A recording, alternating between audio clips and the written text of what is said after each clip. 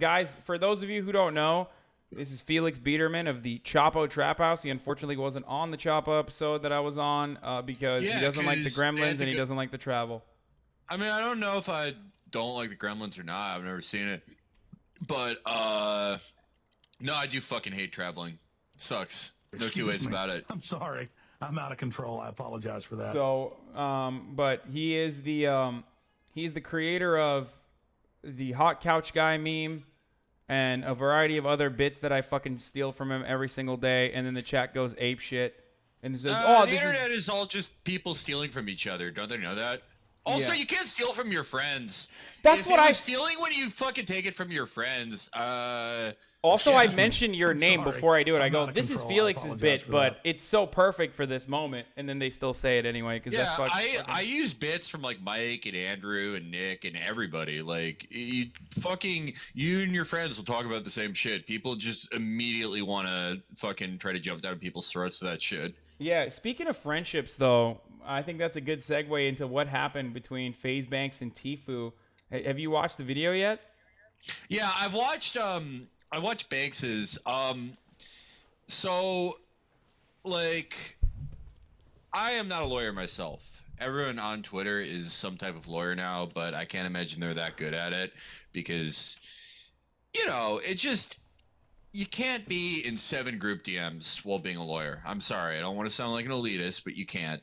I can't imagine any good lawyer is. But in general, though, if you are getting sued in a labor dispute in California, the first thing you should do is go on Keemstar. You should immediately talk to Keemstar. And that's what FaZe Banks did. And you should also talk to Ninja. Like, I presume, like, FaZe is a pretty big money team, content creator, setup. Not a clout shark. Like, you know, he is the right. He's making all the right business decisions. Yeah, the thing is, like, Robert Kardashian, OJ's longtime fixer, when OJ was on the run and he went to Kardashian, the first thing he told OJ was, like, can you go on, is it possible for you to go on Keemstar right now? But hold on, Felix. What you're forgetting is the 30-second introduction he did on his own YouTube video where he talked about, bragged about how this was from the heart, bro. This was unscripted, bro. Like, this is unscripted, homie. Which I always love when fucking Jake Paul or any other YouTubers like, yo, this shit's gonna be like unscripted, so it might be kind of scuffed. It's like, no, dude, I've watched like other vlogs of yours. They seem pretty scuffed. Are those supposed to be scripted and different? Like, it's pretty much the same energy all around. But, yeah, no, it's exactly the same shit. Oh man. But I should get out of this game. I didn't know you were gonna be calling me like right now. I'm sorry. I know you're trying. I know you're trying out right now for FaZe Clan. So. Like, I died. All right, we're good. Yeah, no. So here's what like FaZe Banks' response made me think. It confirmed what I thought, which is like, wait, did you call him by his government name? Is that actually his name? No. His government name is Ricky Banks, I think, but that's public information. It confirmed what I always thought, which is that he's not involved in running the business of FaZe. Like, how I don't know how anyone could think that in the first place, but this really hits the fucking nail on the head. So I think you could point to any YouTuber and go, they've done, X, say everything X and Y. And so people are immediately thinking, oh, it's Banks fucking over Tfue. But I don't really think that's the case. I can't imagine that he works on the contracts and shit. But I think to Banks, who, I'm not going to offend you or anyone in your chat, am I, when I say this? He doesn't seem like the smartest man who's ever lived. Does he seem that way to you? Wait, FaZe? I think he's a fucking FaZe Banks is a brilliant business genius, dude. I don't know what you're talking about. Not only is he a brilliant, I'm just the asshole, man. I'm sorry. Can we talk about his accolades right now, like his accomplishments for a brief moment? Did you not, Felix? I thought you watched the video, sir. How dare you? I thought you watched the video where he. Okay, I think he's like me. You know, he's verbally very sharp, but maybe he's not the most book sharp man in the world. He's a lot like me. So when he brought out the receipts and showed that he actually drew the very famous, nay, iconic thumbnail, you're really going to tell me that when he did that for Tfue, or when he actually visually saw Tfue doing really well and decided this guy's going to go places, you didn't think that was FaZe Banks doing 5D chess? Well, I mean, you know, John D. Rockefeller did draw the thumbnail for the Standard Oil Snapchat, and that's where the world's greatest fortune grew out of. So who knows if they aren't of the sort of same cloth right here. Have you ever seen Casino, Hassan? No, I haven't. I haven't seen Casino. Casino is such a fucking good movie. I love that movie, but there's a guy so it's about the mob in the Midwest running a casino, and they put this like sort of affable front man in charge of the casino. But the joke of the movie is it's not about the guy running the casino in name, but the joke is that the guy really thinks he is running the casino. Meanwhile, Robert De Niro is doing that. That's FaZe Banks. FaZe Banks thinks that like through the process of like doing vlogs where he's like, yo, I postmated like fucking 5 bubble teas. That's real shit. Or like whatever is going on in there. But does he not have anyone around him? Like, does he not have anyone around him to be like, yo, dude, maybe don't publish this video. It's kind of dumb. Like, you're going to look really stupid if you fucking publish this video where you say, yo, I was there. I took you to fucking Best Buy, homie. I took you to Best Buy. Who took you to Best Buy? Yeah. Me. Like, he straight up said that. This is actually a part of the fucking video. Yeah, I mean, I think it does reflect well on him, not in a legal sense. He's probably like, it's almost like he's trying to throw the lawsuit. Like, it's like if you wanted to lose a lawsuit, you would be doing everything he's doing. Like, think of you're an LA resident. If you were sued and someone made a vague comment on it, like Nade Shot from 100 Thieves did, would you immediately publicly reply on your account going, you're such a fucking piece of shit, dog? You're always fucking chasing clout. Would you be like, get me on Keemstar as soon as possible? I need to talk to Ninja. I need to do all this shit. Yeah, that's what I would do. And then I would follow up on items in that lawsuit and admit to those crimes. Like underage drinking happening at your place of business, which also happens to be your place of residence as well. That is the fucking 5D chess move. I think that because of Donald Trump, people just don't think that anyone will ever go to jail anymore if they're confident enough. And I partially believe that, by the way. I genuinely believe that if you're confident enough, you're probably not going to go to jail. So this does, in the court of public opinion, I think reflects on FaZe Banks well, because he does seem to me like someone who is not involved in any of the financial bullshit that was going on. So the actual complaint, though, could completely destroy FaZe, completely destroy Banks. I think esports and like content creator teams are one of those things that have benefited from the government not knowing what the fuck they are and not knowing what to do. And I think it's one of those things where the first time the government looks at them, they'll go, what the fuck is going on? You signed an 11-year-old to a business contract? What the fuck are you doing? I think it's unfortunately one of those, or unfortunately for FaZe, maybe better for everybody in the long term, that California regulators will, through virtue of this lawsuit, actually look at it. Because Tfue, think of every other pro player. They're all very cloistered people. Tfue, though, say what you will about, like, you know, his dad showing up when he would win Fortnite Fridays, fucking shooting champagne everywhere.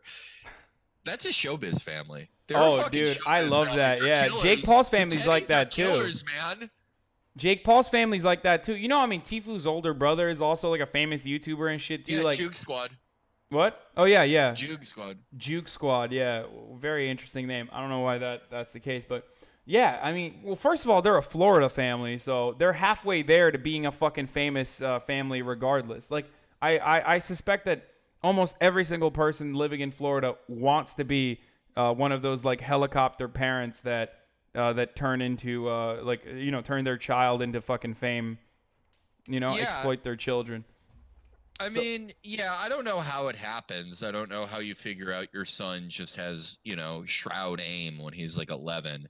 But Tfue has had this entertainment lawyer he has, a very reputable one. He's a very good one. He's had him for 12 years.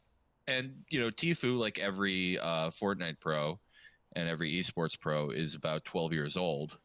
He's 21, but still, that family, they're the first sort of shark showbiz family in all of esports. I mean, there are people like Shroud, whose dad, had him sitting on his lap when he was a kid playing Counter-Strike. That's not really the same thing. There are families like Mr. Savage, where his dad is like, making sure that he's signed to a good contract, but there's no like showbiz family like this.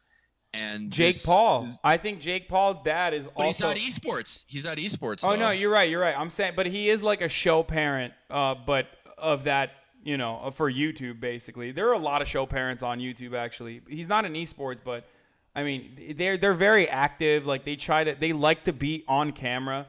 Like my mom would never, ever want to be on camera. You know what I mean? She was just never, she would not, that's not her thing at all. But like Jake Paul's dad's like fucking making out with like 17-year-olds on camera and shit. You know what I mean? Cool. Yeah, just like what the fuck, dude? You're like a middle-aged dude from Ohio. What are you doing? Making out with like a 17-year-old Instagram thought. Like what the fuck is wrong with you, dude? Awesome. Yeah, this Clout shit's funny. Dude, it's that's just funny. sick.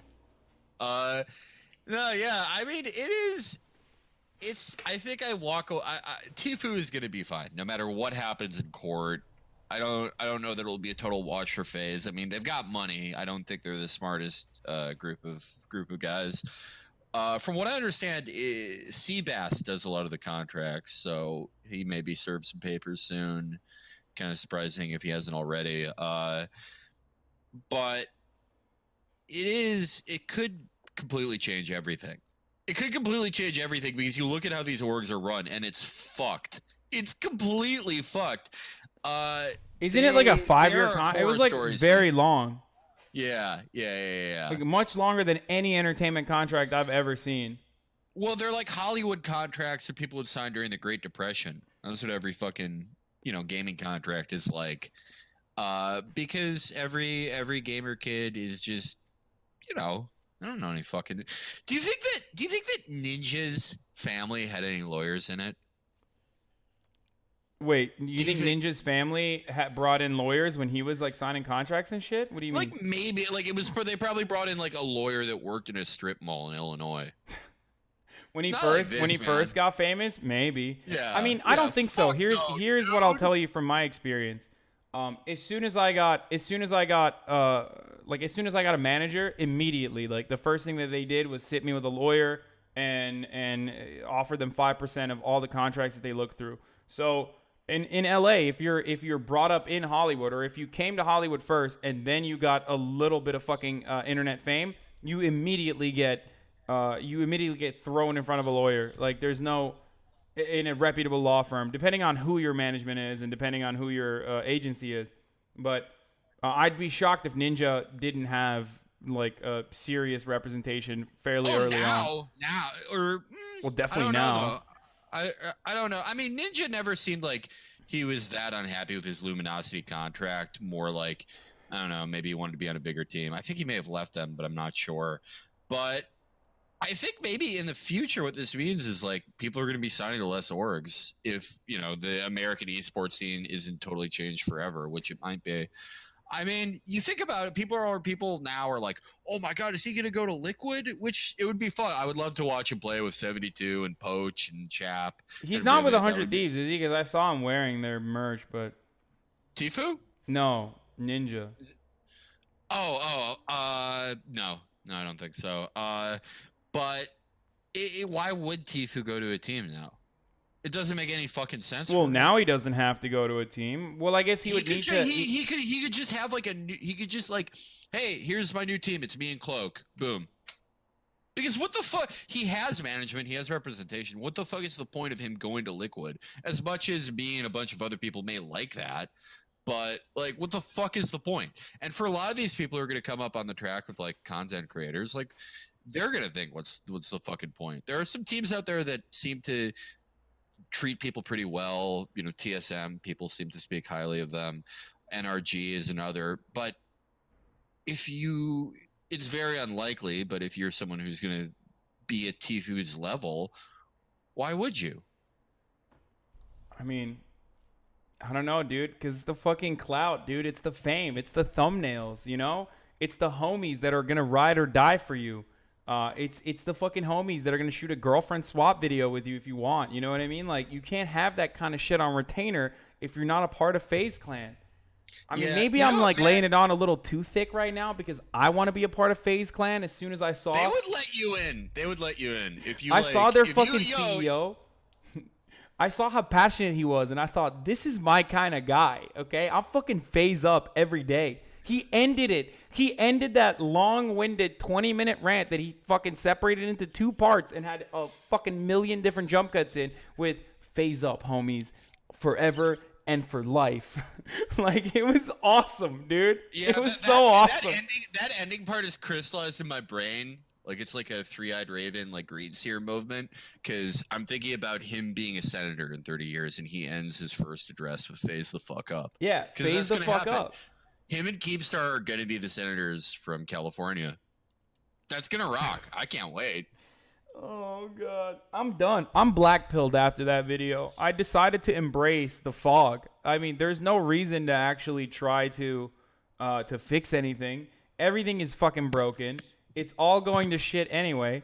I might as well just take a deep breath, take a step back, and just enjoy the show. That's what I've been on for a while. Yo, if you're blackpilled, you and me, hickenlooper 2020. Hickenlooper 2020? Mr. Fracking Juice? Yo, let's drink that fracking water. There are no laws of God and man. Morality is dead. We killed God. Let's go. Hickenlooper 2020. Let's fucking go, baby. Let's cut the earth open and drink its poisonous blood. Let's fucking do this. Hickenlooper versus Marianne Williamson, the battle between light and darkness. Jacking off in the theater with your mom like fucking John Hickenlooper when he saw fucking Deep Throat versus Marianne Williamson. Wait, is that real? Light orbs. Yeah, no, he said it in his announcement speech. He was like, by the way, I saw Deep Throat in the theaters with my mom, which at first I didn't get, but then when I realized he's the black pill candidate, he's just, dude, he's out there. He's like, there's no morality. There are no more laws. There's no right or wrong. He's fucking Merrick, I think, from Deadwood. I mean, that's it, dude. That's it. I mean, I don't know. I mean, right now, I'm not very interested in any of the candidates. Like, I'll be real. You know, Bernie Sanders is too old. He's too white. You know, what do we? I'm sick and tired of these old white guys. Okay, we need to really change it up. So, until I get Jake Paul in the White House, I'll go with Hickenlooper for now. I'm fine with that. Yeah. Jake Paul may be the most black-pilled candidate, but Hickenlooper he's our compromise. You know, it's if you're like one of those guys on Twitter who has like 50,000 fucking flags in his display name, and you're saying things like I don't know, fucking Ilhan Omar is a social fascist, but you're voting for Bernie because he's your compromise candidate. For us, Hickenlooper is a compromise candidate because we can't yet vote for Jake Paul. Yeah. Okay. That I'm willing to. Yeah. Exactly. I'm willing to fucking vote for Hickenlooper while I wait for the world to hopefully not end before we see a double Paul ticket, double Pog, Logan and Jake together side by side. Hey, if Poland could do that, we can do it. There's no reason we can't do everything that Poland has ever done.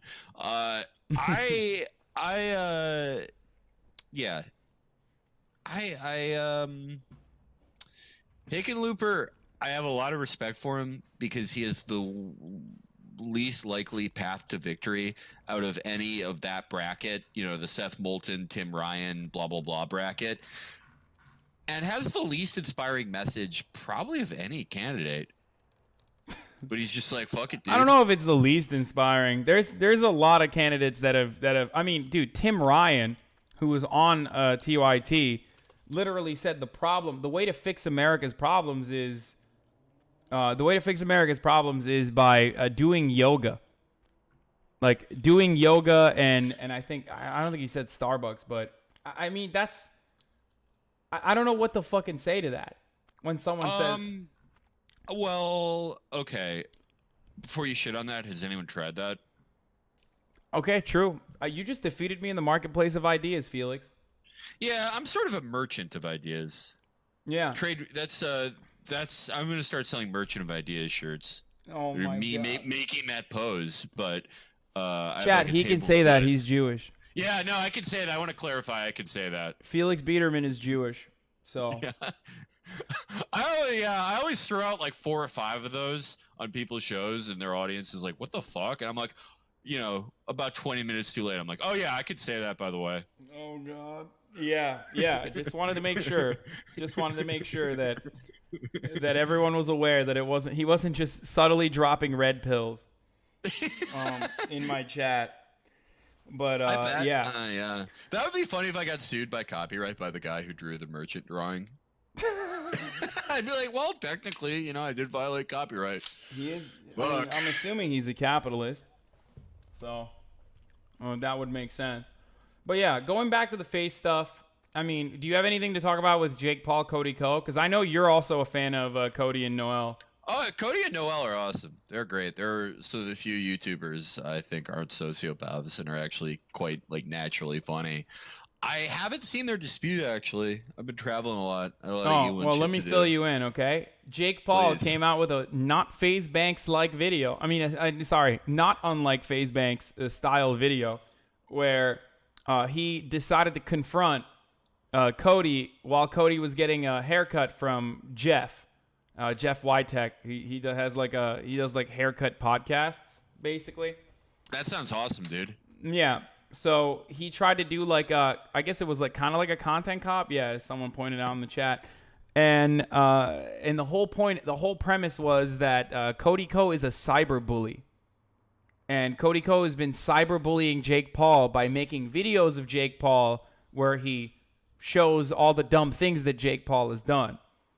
And the entire video is excellent. I mean, I highly recommend it. It's one of the best. Good. It's one of the best videos I've seen on YouTube because, I mean, my man has no self-awareness whatsoever. He consistently keeps saying, I'm not trying to be a hero, guys. I'm not trying to be a hero, guys. Repeating that over and over again, saying, Cody Co is cyberbullying me. And then he finally gets up to his face, and he's like, and Cody is, very awkward, gets up, goes to shake his hand or whatever. And Jake Paul acts like he's going to beat him up a little bit, doesn't say what's up or anything like that, and then starts yelling at him and says you're a fucking cyberbully. It was so good. It's just excellent. I love that's one of my favorite things because around 2012 people really got into the idea of bullying as the greatest societal ill, and I don't think a lot of people remember 2012, but it was sort of the chaos gateway into our current world. It was a popular thing for celebrities to make speeches against bullying and for people to act they're just thank you for using your platform for this. It's people so are dying because they can't get fucking access to cancer medication or insulin because people can't fucking find $50 in their GoFundMe to purchase insulin. But celebrities are we really need to discuss this bullying thing. It is bad. I'm not saying it's a good thing, obviously. But it is ridiculous to be this is the most important problem that's facing America right now. Well, every time we get a Democratic president, the public conscious is just that we don't have any real problems left, when obviously we do. But we just turn to sort of bullshit problems or problems we could never solve currently. This happened in the late 90s, and of course it happened in Obama's second term. So it's make work, right? Isn't that what it's called? Isn't that the term? It's basically make work philanthropy for celebrities. So all these physically perfect people can go out there and they're when I was in 4th grade, someone said I had big ears. My favorite is I'm one of the most comfortable people who's ever lived historically.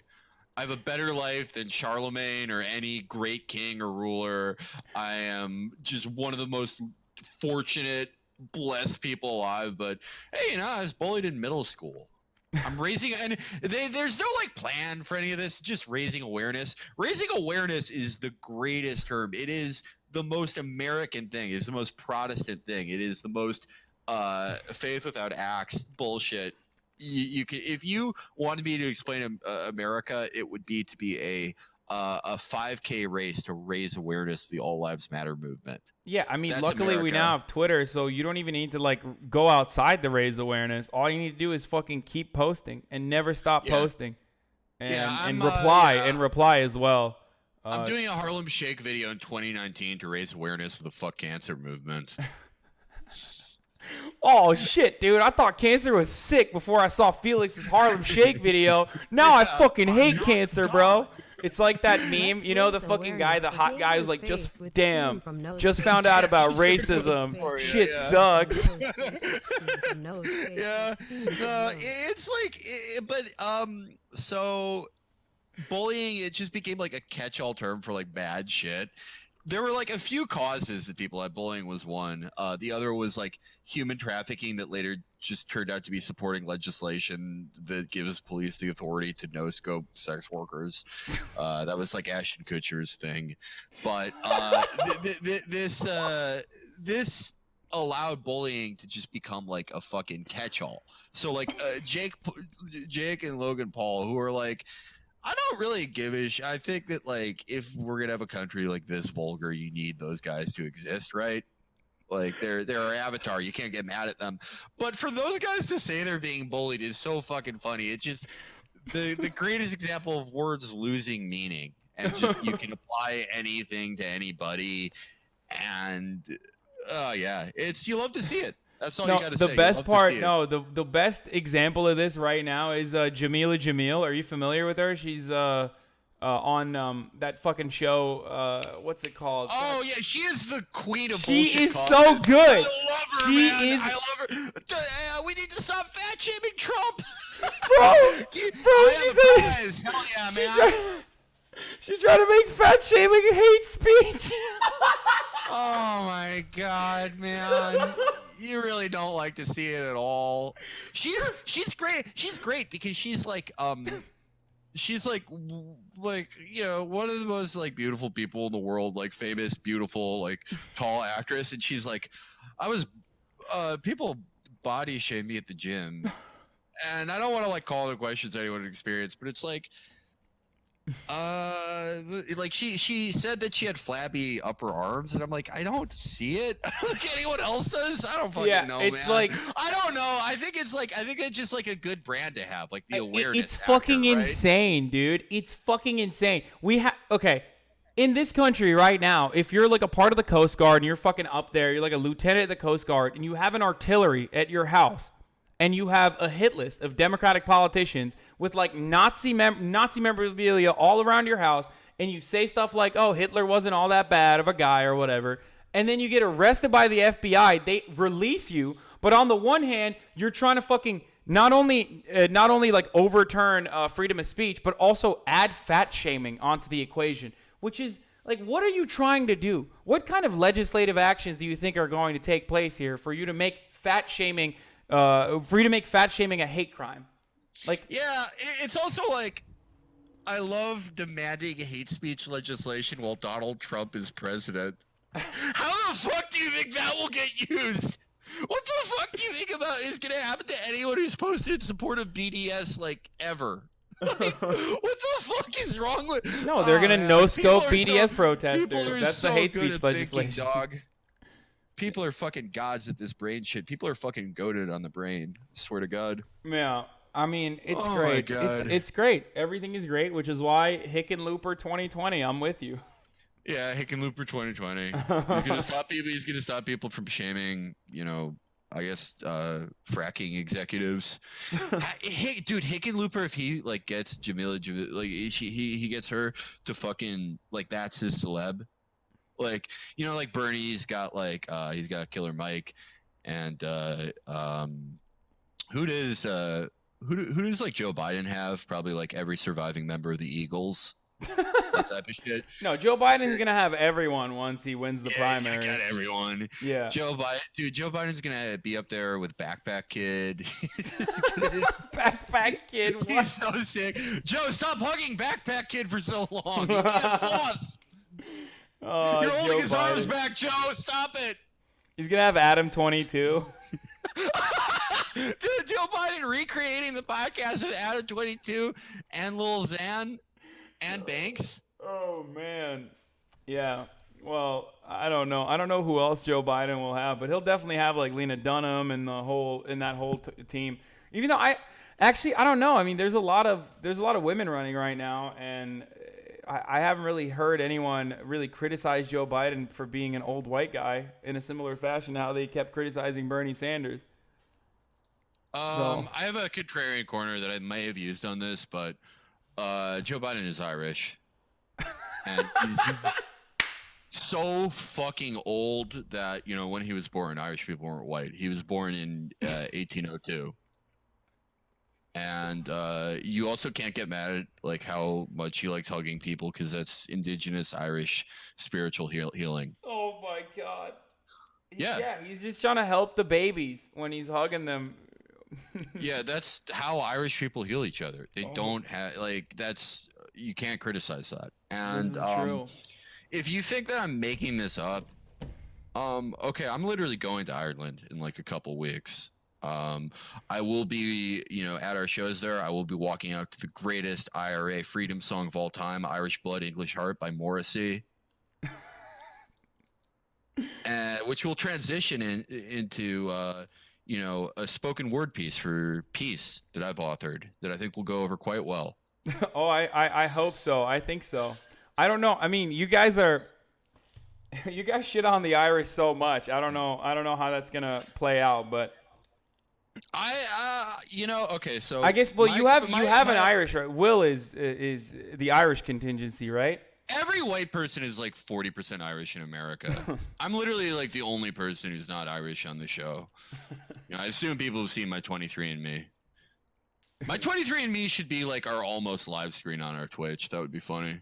Or what? Or almost Yeah. Post that? Yeah, coming soon. I have no Check idea. it out. I've never done it. I didn't get it. Like, my friend got it for me. Me and her got it. What do you mean? They got a fucking swab? They swabbed you? Yeah. While you were sleeping? No. Like, she was like, "Oh, I'm gonna get two. Let's do this. Like, Christmas present will be fun." And it was fun. I found out I'm a lot of one thing. You're all pretty good. You're 100%. You're Nation of Islam, so you're 100%. What? I'm Moroccan. I'm kidding. No, that's a Nation of Islam joke, not But fucking no, I'm 97.8% Ashkenazi, but Ben Shapiro beat me by like 1%. Actually, well, that's why he gets to designate who the good Jews and bad Jews are, and you don't. Yeah, no, dude, I should have gotten that 1%. Too many, like, it's the other part. They were like, 2.2% broadly Eastern European, and that could really mean anything. What happened in your family that they? I mean, who knows? I don't know. I mean, like, maybe they're. I don't really know a lot about history in that part of the world. I try not to find out a ton. But makes sense. It's good practice. There was probably I don't know what they like. I think like they didn't really have like modern. In my mind, it just sort of looked like it was like World of Warcraft until about 1937, and my family was like long gone since then. So like maybe like local peasant gave one of my ancestors like a legendary mount, and they fucked him. And so like 500 years ago, and they're like, why is one of our kids like half Slavic, not Jewish? And they're like, you gave our great grandmother a legendary mount, and it's beautiful. It's like Rhaegar and Lyanna Targaryen, right? Like, it's beautiful. is the love that destroyed the kingdoms, because the consequence, there's a consequence to Rhaegar and Lyanna's romance. It tore the kingdom apart.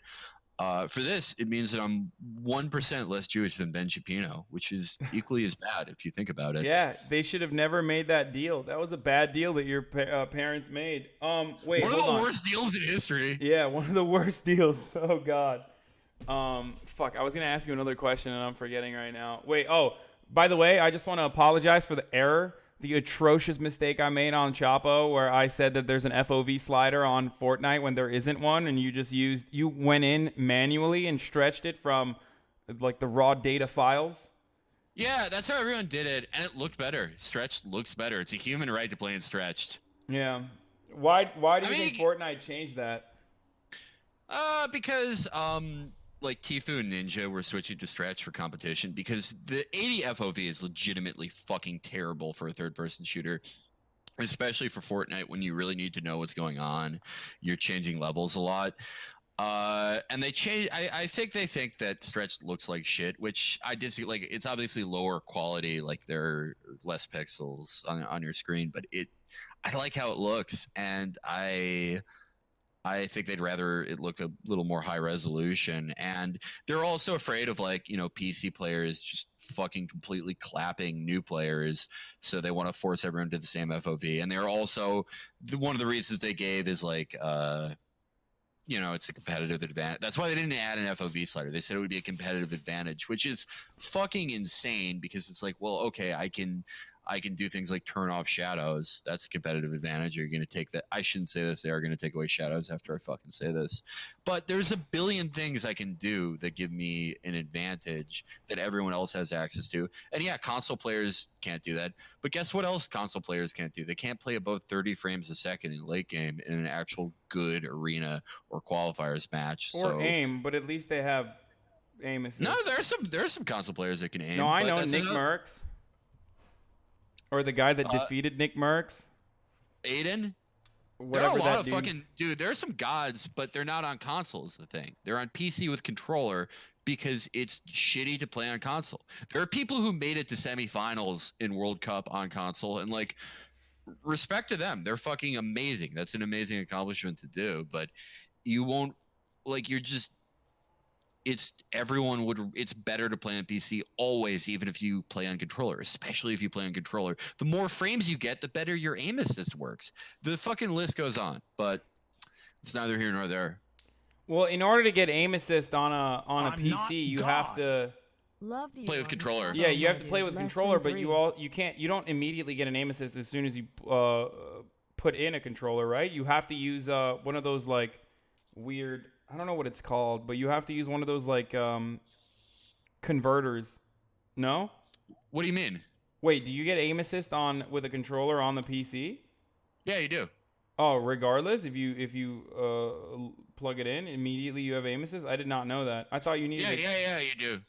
Oh, damn. Okay. Well, maybe I could have kept playing Fortnite, but I didn't. Who knows? Whatever. Hey, join us.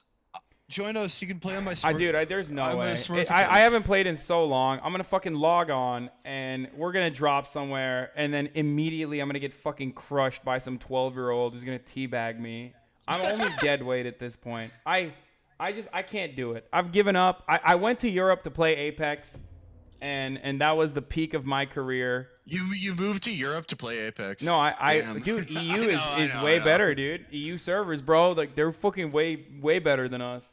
No, EU gamer. You know why EU gamers are better? Because they have at least some modicum of a social democracy, and you don't have to worry about your healthcare, so everyone's a little bit better. Yeah. That's why. Oh my God, you're right. Wait, I think we just secured the gamer vote, Felix.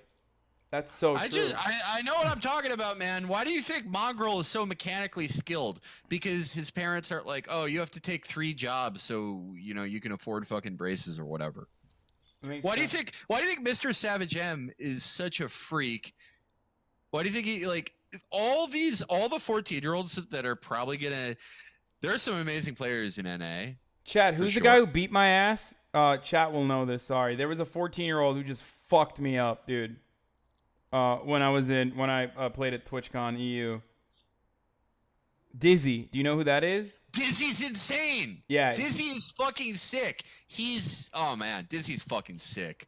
He's fucking incredible. No, it's like playing with sports, playing any internet game, like playing any online multiplayer game with like 14-year-olds is kind of like being the last Jewish guy that played in the NBA and like black people were allowed. You know what I mean? Okay. Hey, I feel good about myself. Just, me and my friend Jake the Snake on Twitch, we made champion like the first couple days, and we play in the qualifiers. We know these 17-year-olds are gonna fucking shit on us, but it's fun to compete with them. And if I could kill them, I feel good about myself, because if you're as a 28-year-old, if you can even give them a little trouble, you feel good about yourself. And then you go into pubs and you're like, this is pretty nice. It's pretty nice killing like a dad who has 1 hour a week with his son. Yeah. And he's playing, well, unless they're in IT. He's playing on a fucking Wii remote. Unless they're in IT. For some reason, like IT people, they're so good. It doesn't matter what age group they're under. I don't know if like IT people just spend most of their time fucking playing Fortnite, but for some weird reason, when I used to play, it was all IT dudes that were just really fucking good. I don't know what that is. We got a buddy, Neil, who's sick. He's just got cracked in. A lot of those IT guys, they just have dead eyes. They're just fucking snapping all over the screen. They're nuts. Their tracking shots so fucking sick. Wish I knew how to do computers better. I can't even really charge my Jewel. IT gamers. I'm pretty fucking bad at my computer. Oh, well, I'm much worse than you are. So that's fine. We're both boomers, pretty much. We are. We're fucking old now, man. 27, 28, it's over. It's a wrap. Like, the internet, like 14-year-olds have autonomy now on the internet. They have more clout. They really do. I like, man, so when we were on Midwest tour, most fun tour we've ever been on, we were like hanging out in my hotel room when we were in like Milwaukee, right? And everyone's like, fucked up. Not me. I, as a Mormon, I don't take intoxicants, but thank God. Yeah. They're like, doing real talk with your boys in the hotel room at like 3 a.m., right? And they're like, your 30s, because I'm the youngest guy on the show now, and they're like, your 30s are going to be amazing, dude. You have no idea what you're in for. You're going to have so much fun. You're going to learn so much. You're going to do so much in your career. And I was just sitting there like, my reflexes are going to be even worse. I'm going to fucking suck at games. It's going to be the saddest time of my life, because I'll still be able to get some kills, but I'll slowly see my flick fade away into nothingness. It's going to be the saddest years of my life for sure. Well, we'll see. Apparently, people are saying that Shroud is about to be 25. Yeah, Shroud is like, yeah, he's fucking years younger than me, and he's like, yeah, I'm too old to do this. Fuck me, man. That's I guess okay. High Distortion and Dr. Lupo are older than me, and they're pretty sick. Are they good? They're not competitive players, but they're pretty sick. Yeah. High Distortion's nutty. That dude's fucking sick, but he's also like, he's been competing forever. He was a Gears of War competitor. But I guess this isn't like. I mean, maybe down the line, this is gonna turn into like the NBA, where LeBron can fucking ball up way into his 40s. You know what I mean? But dude, it's not there yet. Technology's not there yet for gaming. Oh my god, dude! If there was like a stem cell thing, I would get a mortgage to get it. If I could play like a 20-year-old, I would go into debt to do it. I don't even not even to make money. I'd just be like, because I couldn't afford a PC, like a nice PC when I was in college, and I couldn't afford one when I moved here when I was younger. And now I can, right as I'm reaching the twilight of my 20s, and it's very, very sad and very, very unfair to me. Probably the most unfair thing that can happen to you. Yeah. Fair. Yeah. What are you gonna do, man? Wait, you never played WoW, did you? Nah, I didn't. All my friends did. I never did. I played CS. I played a shitload of CS. I played a lot of Operation Flashpoint, which I guess no one else has played because. Oh my god, Operation Flashpoint! What the fuck? Yeah, that's the reaction I get every time. What the fuck, dude? That's like one of those throwaway games that I mean, I played every game when I was younger because it was basically all free because it was all like a lira at the market. So, because it was all black market shit. Hassan was playing like a version of America's Army. Yeah, like I thought I was modified playing Turkish Operation version Flashpoint. Well, it was the same. It was the same like damage model and everything. That's why we played America's Army, and we would just me and my friends, we would just fucking shit on everybody because we played Flashpoint all the time. It was the exact same damage model and shit. It might have been the same engine. I'm not sure, but we would just shit on them because they were all just like, you know, kids in like Kentucky who were like, yeah, I want to play as Pat Tillman. I think I unlocked Pat Tillman. And Pat Tillman skin. Dude, me and my friends who were just sweaties, you know, from like fucking Flashpoint and CS, and DoD and SOCOM and all the shit we would play. We just fucking run their shit. Yeah, I mean, I think they played. I would like to play as Norman Schwarzkopf, please. They played Arma on. I think they played Arma on Twitch for a while. I don't know. I never got to play Arma. I might get it, just to relive those memories. Dude, the fucking Flashpoint mods, I wish you had gotten more into it, because there was a Serbian or a Yugoslav Wars mod where the missions were one of the missions was literally to rob a gas station and drive away. Like, what? It was so sick. It was so sick, man. I had so much fun. But hey, nothing beats Splinter Cell. Splinter Cell, God. Well, they like everyone's like excited about the new Splinter Cell, but it makes me sad because I wouldn't say they fucked those games up. I played all. It's not gonna be good. There's no way Ubisoft doesn't fucking. It's too easy now. It's not gonna be good. It's impossible to make like a good game now, like a good single player game, especially from Ubisoft. Like, they have an awful fucking track record. Ubisoft sucks so much, man. Splinter Cell Chaos Theory is one of the greatest games ever made, ever. And you hate to say this, but it did go downhill after that. Even if I loved a lot of the games after, it did go downhill, and you can't argue that it didn't.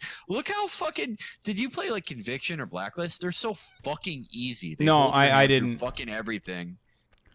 No. Ah, man. It's sad.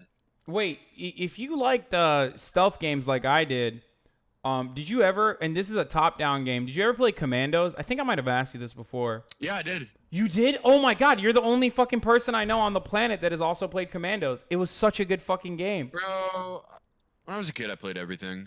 Oh my god. I mean, this is real boomer hour shit, but yeah, it was such a fucking great game, dude.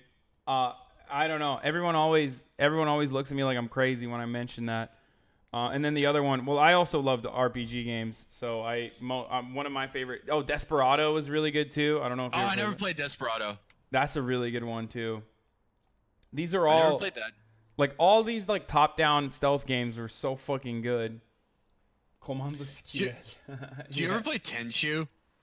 Oh no, is that the new like ninja top-down stealth game? No, that was old. It wasn't top-down. It was like TPS, like over-the-shoulder camera.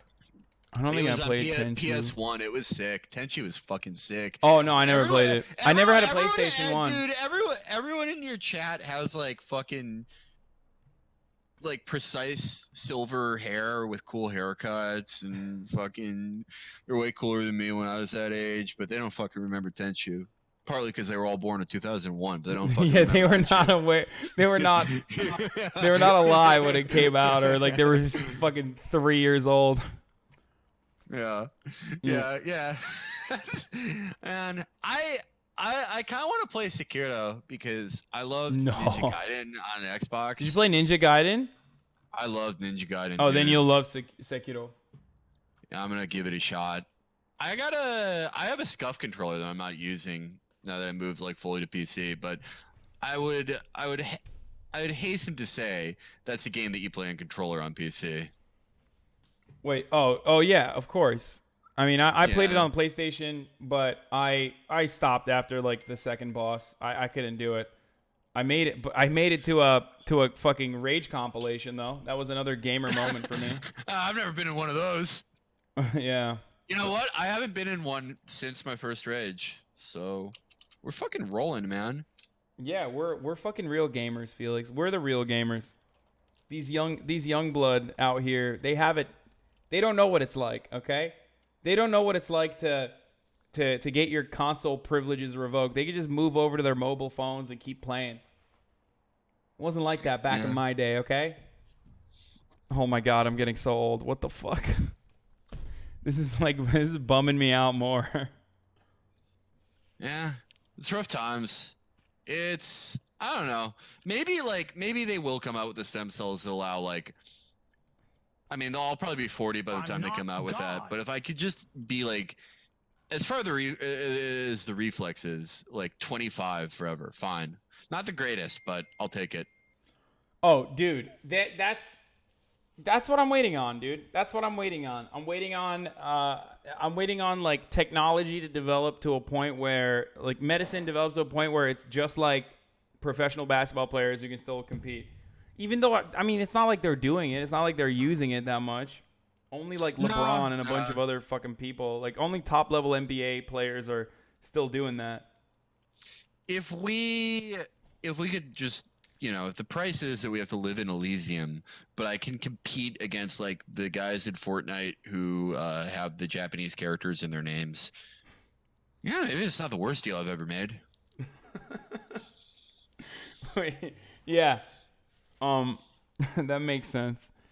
But anyway, all right. Well, is there anything else you want to talk about? I'm out of control. I apologize for that. Go for it.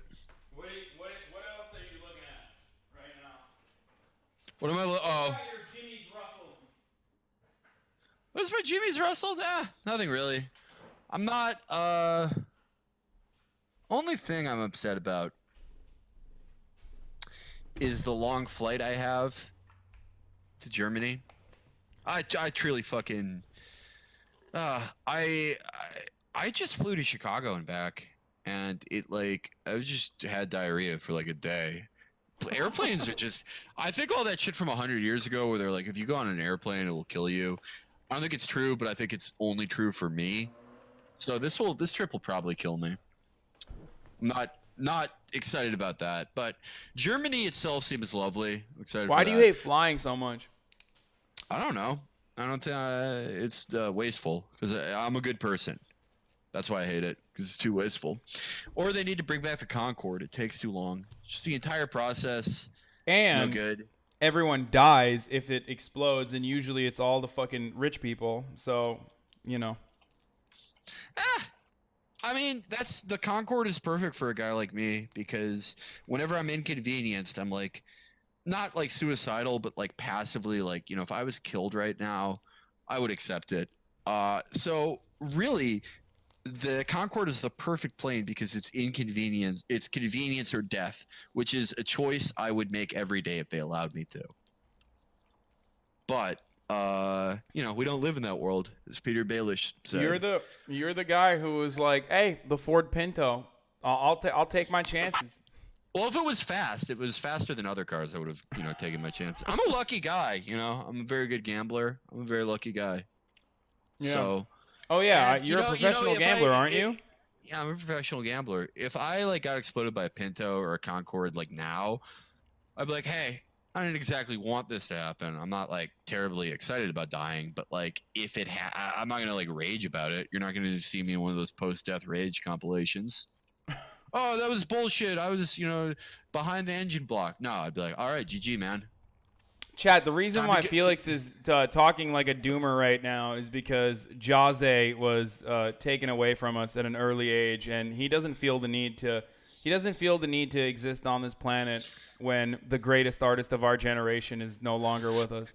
Yeah. Oh man. I hope that they do Mom's Basement anniversary podcast. So many people didn't even know what I'm talking about, by the way. So many people are just they're what? Jay-Z? What the fuck is that? That's how you separate Generation X Gen Z Zoomers from the Boomers in the chat. I was watching 72 Hours in Vivid play, and Vivid knew the job meme, and 72 did not. Somehow. What is? Oh, I mean, I don't know. I think it's even for Zoomers, you got to be tuned into the Adam 22 world of things. So, like we are, because we have very good brains. So yeah, exactly. What else do I have? Oh yeah. This weekend I'm gonna be streaming for 12 hours from my perspective on the Chapo Twitch to raise money for Yellowhammer Fund. I was playing a game when we started this because I'm making a Smurf account for Fortnite Arena. Play with Andrew from E1. It'll be the first time me and Andrew streamed our duos, so that'll be sweet. I'll be playing Overwatch with Virgil. You guys have two, right? You have two upcoming like long raises that you're doing. Yeah, they're doing a 24-hour one on the first, which like unfortunately I won't be. Like none of the Chapo boys can be there for that because we're gonna be in Europe and I'll be on that one though. Yeah, but you're gonna be on both. Fucking you're a lunch pal streamer, you know? Hell yeah, dude. I put in the hours, dude. Yeah. No, it's gonna be fun. I think we'll just be doing like 2 games and then talk to you, do some YouTube. I think I have hours of Dan Quinn. I have thousands of hours of Dan Quinn. I still haven't touched on the stream. I'll probably be closing it out with a Dan Quinn. I'm excited. I'm excited for this because I am very unfamiliar with the Dan Quinn saga. Oh, that's all right. We just planned your segment. You're gonna be doing Dan Quinn with me. Okay, perfect. I don't know. And every time I raid Chapo, I learn something else that I didn't need to know at all. Like Michigan Video Maker was one of them. Yeah, I still don't know how the fuck they found him. I mean, those so boys good. Are fucked. Those boys are fucked, dude. But so good. I mean, it's always just so good. It's just I don't know. I don't know how the fuck they do it. I always thought like Michael had freak talent for finding this sort of stuff, but it seems like you guys all have that same kind of brain cancer in the Chapo. I'm not as good at finding people as they are. I found Dan Quinn, but only because I was like on MMA forums in like 2007, and Dan Quinn was like a fixture on there. I'm just like my brain disease is just that like I know all the Dan Quinn lore. Like all of it. So also, yeah, I'm part of a very active small but active Dan Quinn community. There is what else? Who are the top guys? It's Dan for people who don't know. Can you describe quickly or briefly go through the top dudes or the top fucking content creators?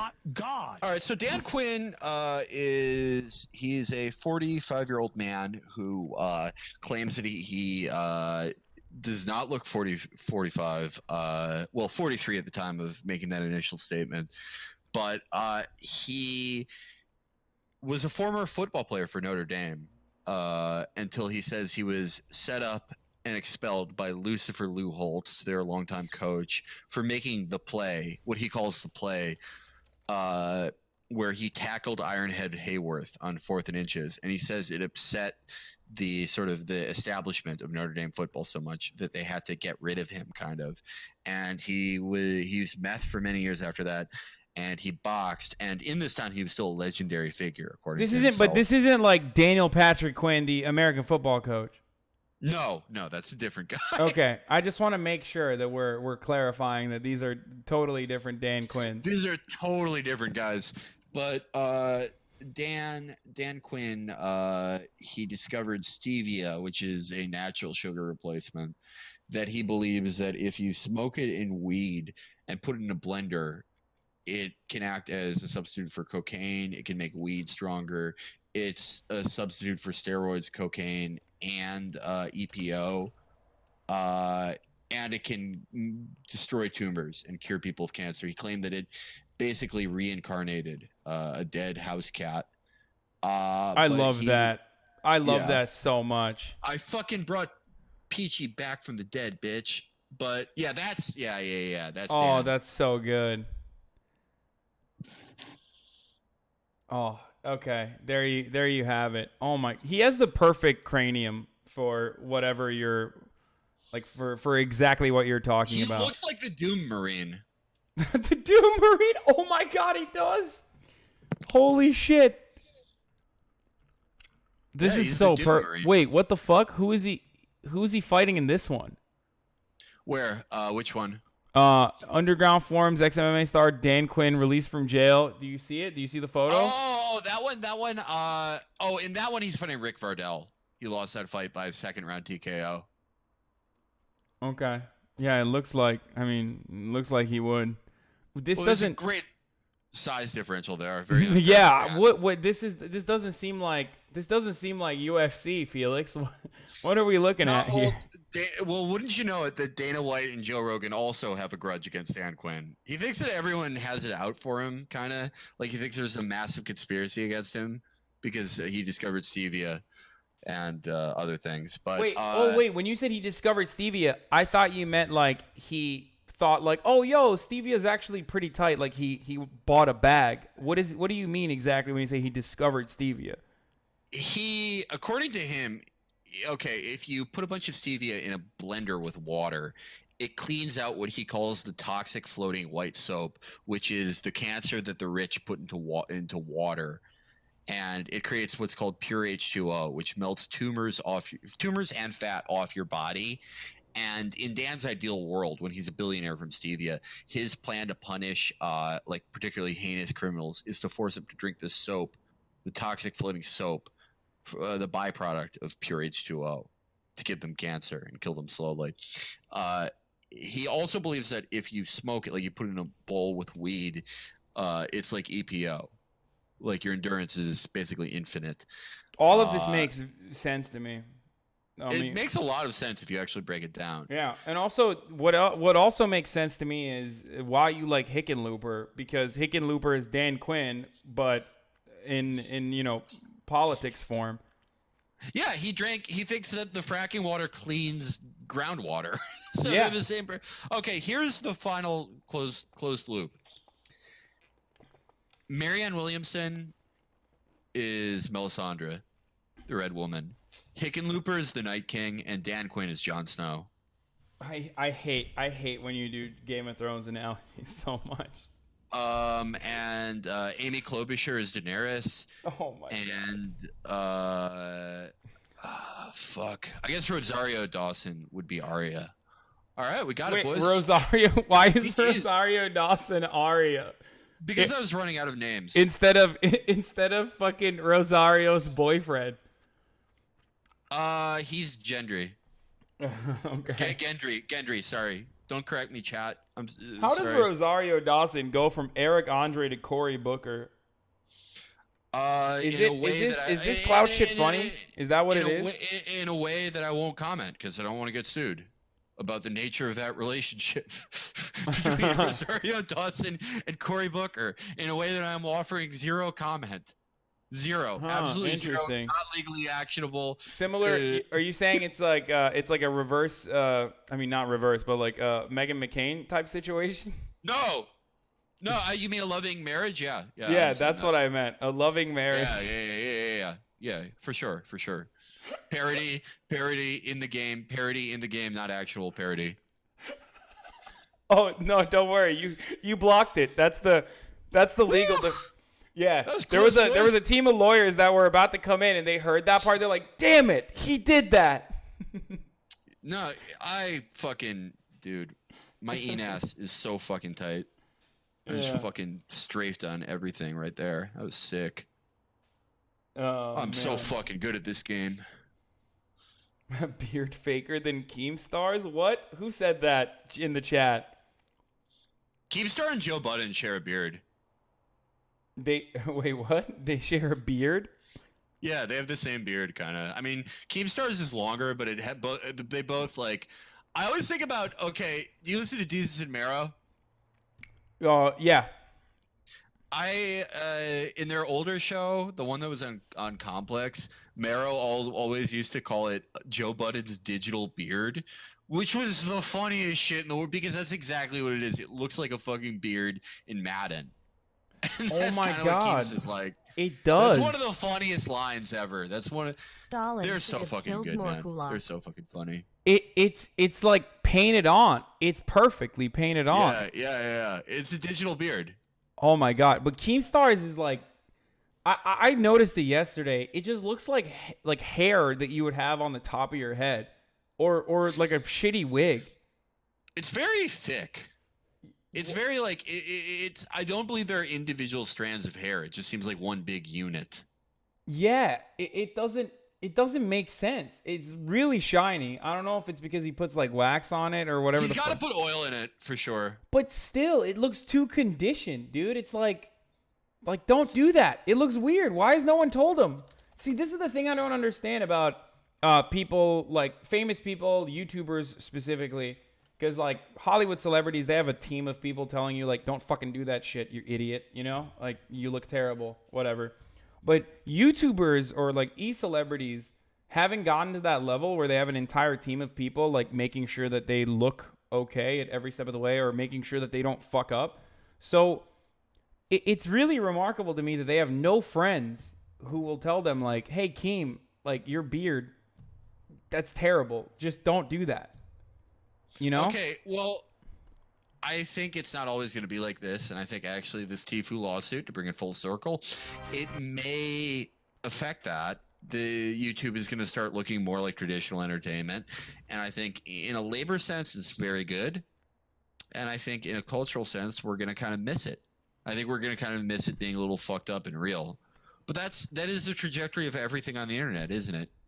That everything new, it starts off as the Wild West, like the entire internet used to be. And then money gets involved and the old characteristics of it get beaten out. It's like an old West town, right? Like when a bunch of people who couldn't fit in anywhere else, former outlaws or bounty hunters or whatever, maybe war criminals even, would go on and try to create what they thought a society would be, and they would kind of succeed, but eventually you can't let those people have that forever, and it eventually reverts to the mean. And you know, this being an alternative form of entertainment that is now generating billions of dollars, that will eventually happen, and you'll see less guys who have digital beards. And you know, it's a little sad to see. It'll be a little sad to see. We'll be sad when we see everything it is going to be too manicured, and that's. I mean, technically, we're on the platform too. We're on the end. We're on the. I mean, we are media people. I hate to say it, but we are technically media people on the platform right now, and that is indicative. That is indicative of that. I feel like Seth Bullock sometimes. I feel like I when I was growing up, this was the Wild West, and now it's not anymore. And I got to cash in, so to speak.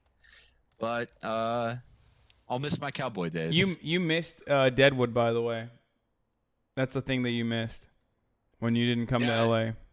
Yeah, I found out about that before I left. Yeah. They left. That's it was too pretty. late for me to get a ticket. I don't know about Gremlins, but like fucking a chance to watch the Deadwood movie, like that's.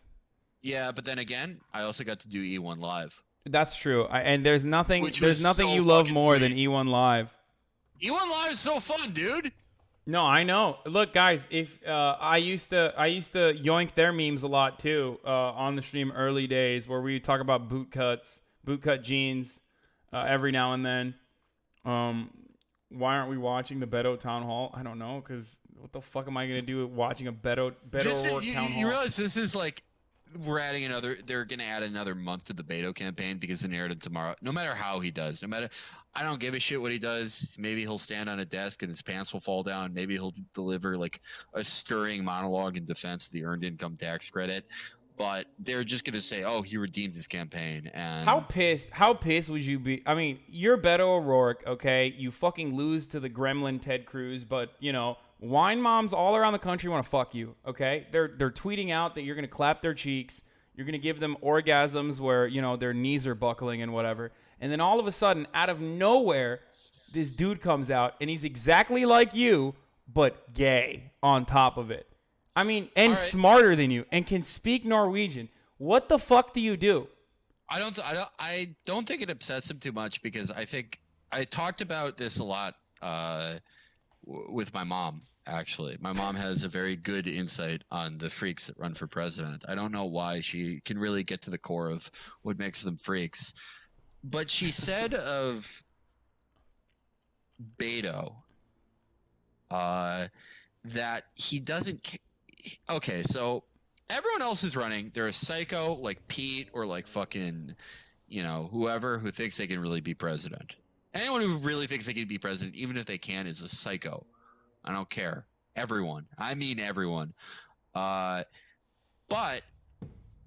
then you have the other guys, which are like, Seth Moulton and Tim Ryan and those guys. We're making fun of them, but really what they're doing is they're effectively campaigning for cabinet positions. Like I thought they were aiming for lower. I thought it was just a book.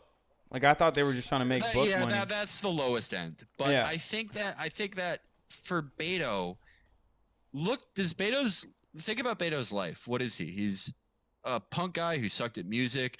He's a zine guy who can't really write all that interestingly and isn't that interesting of a guy. He's a would-be senator. He's a blue dog Democrat who suddenly had to become progressive. Watch out, Felix. That's a person of color you're disparaging, okay? I know. I don't want to call him Robert. That would be racist.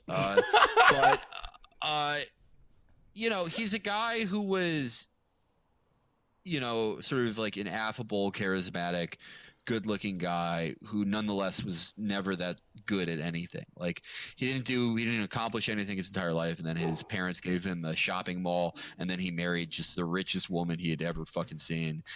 And for him, running for president and going to these places and fucking standing on people's omelets and all these 50-year-old women, it's like they saw the Beatles. I think that's enough for him. I think that makes him feel good.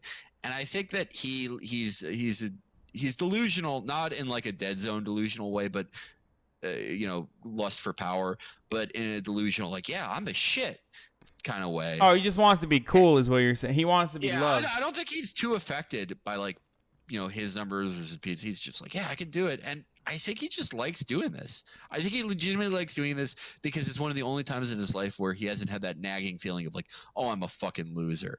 Beto, I despise politically, but there is that human quality in him that he's a bit of a fuck up. And, for me, I think, they're there for the grace of God, probably him too. But Pete's just a killer. Oh yeah, Pete's a fucking killer. That guy's been ready for this forever. He fucked up though. I think he like tried to skip the line a little too much.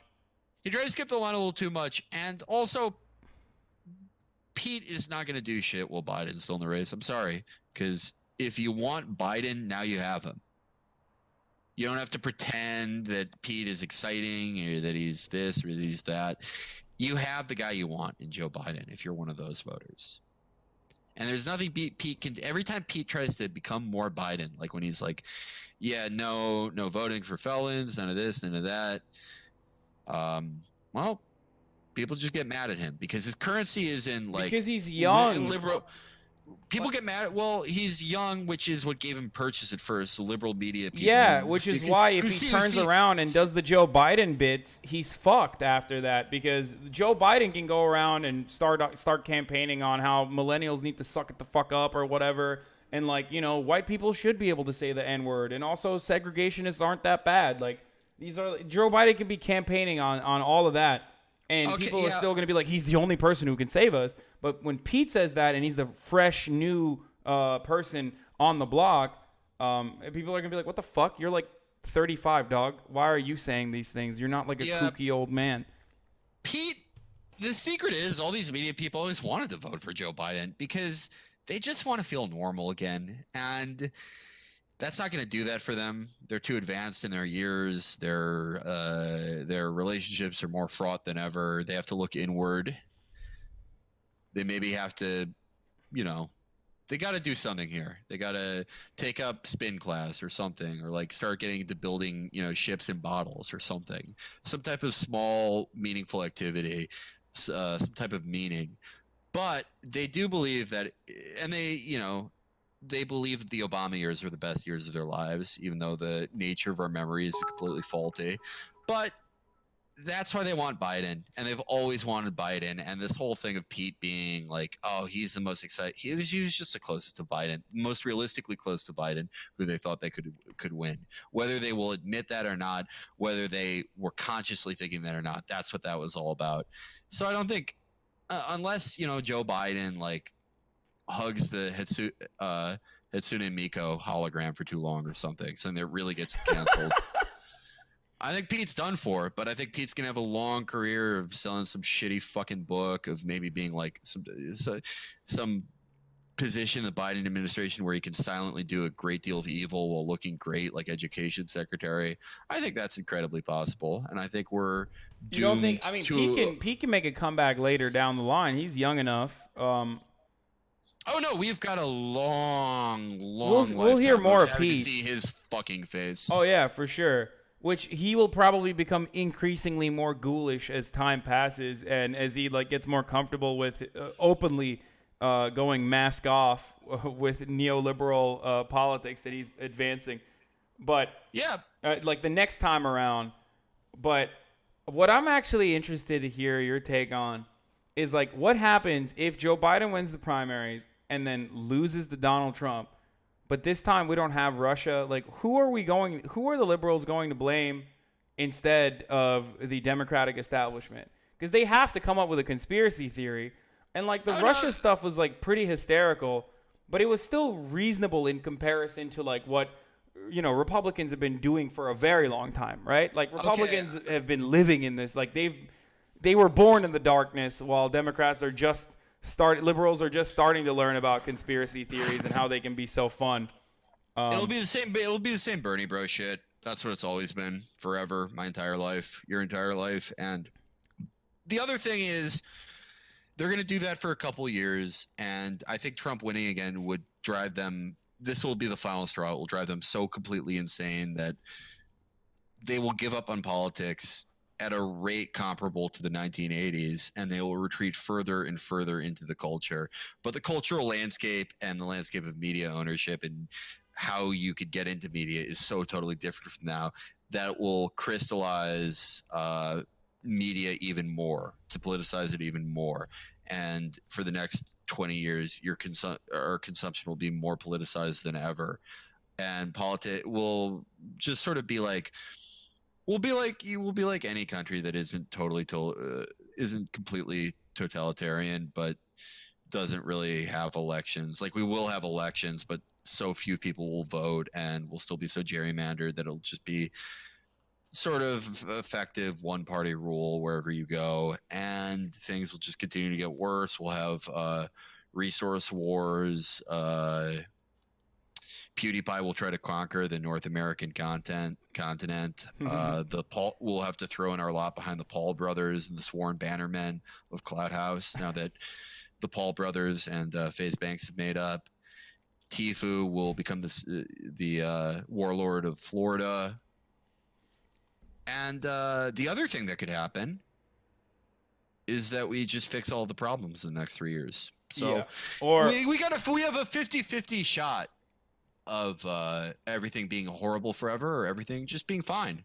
I mean, I don't even think it's a 50-50 shot. Even if Bernie Sanders were to become president, there is still plenty of hurdles that he needs to overcome, especially within the Democratic Party, not just the Republicans, but definitely within the Democratic Party, where they will align with the Republicans against him and probably use the same kinds of tactics that Republicans have been using against AOC and Ilhan Omar and Bernie, and fight him tooth and nail every step of the way to protect the interests of corporations.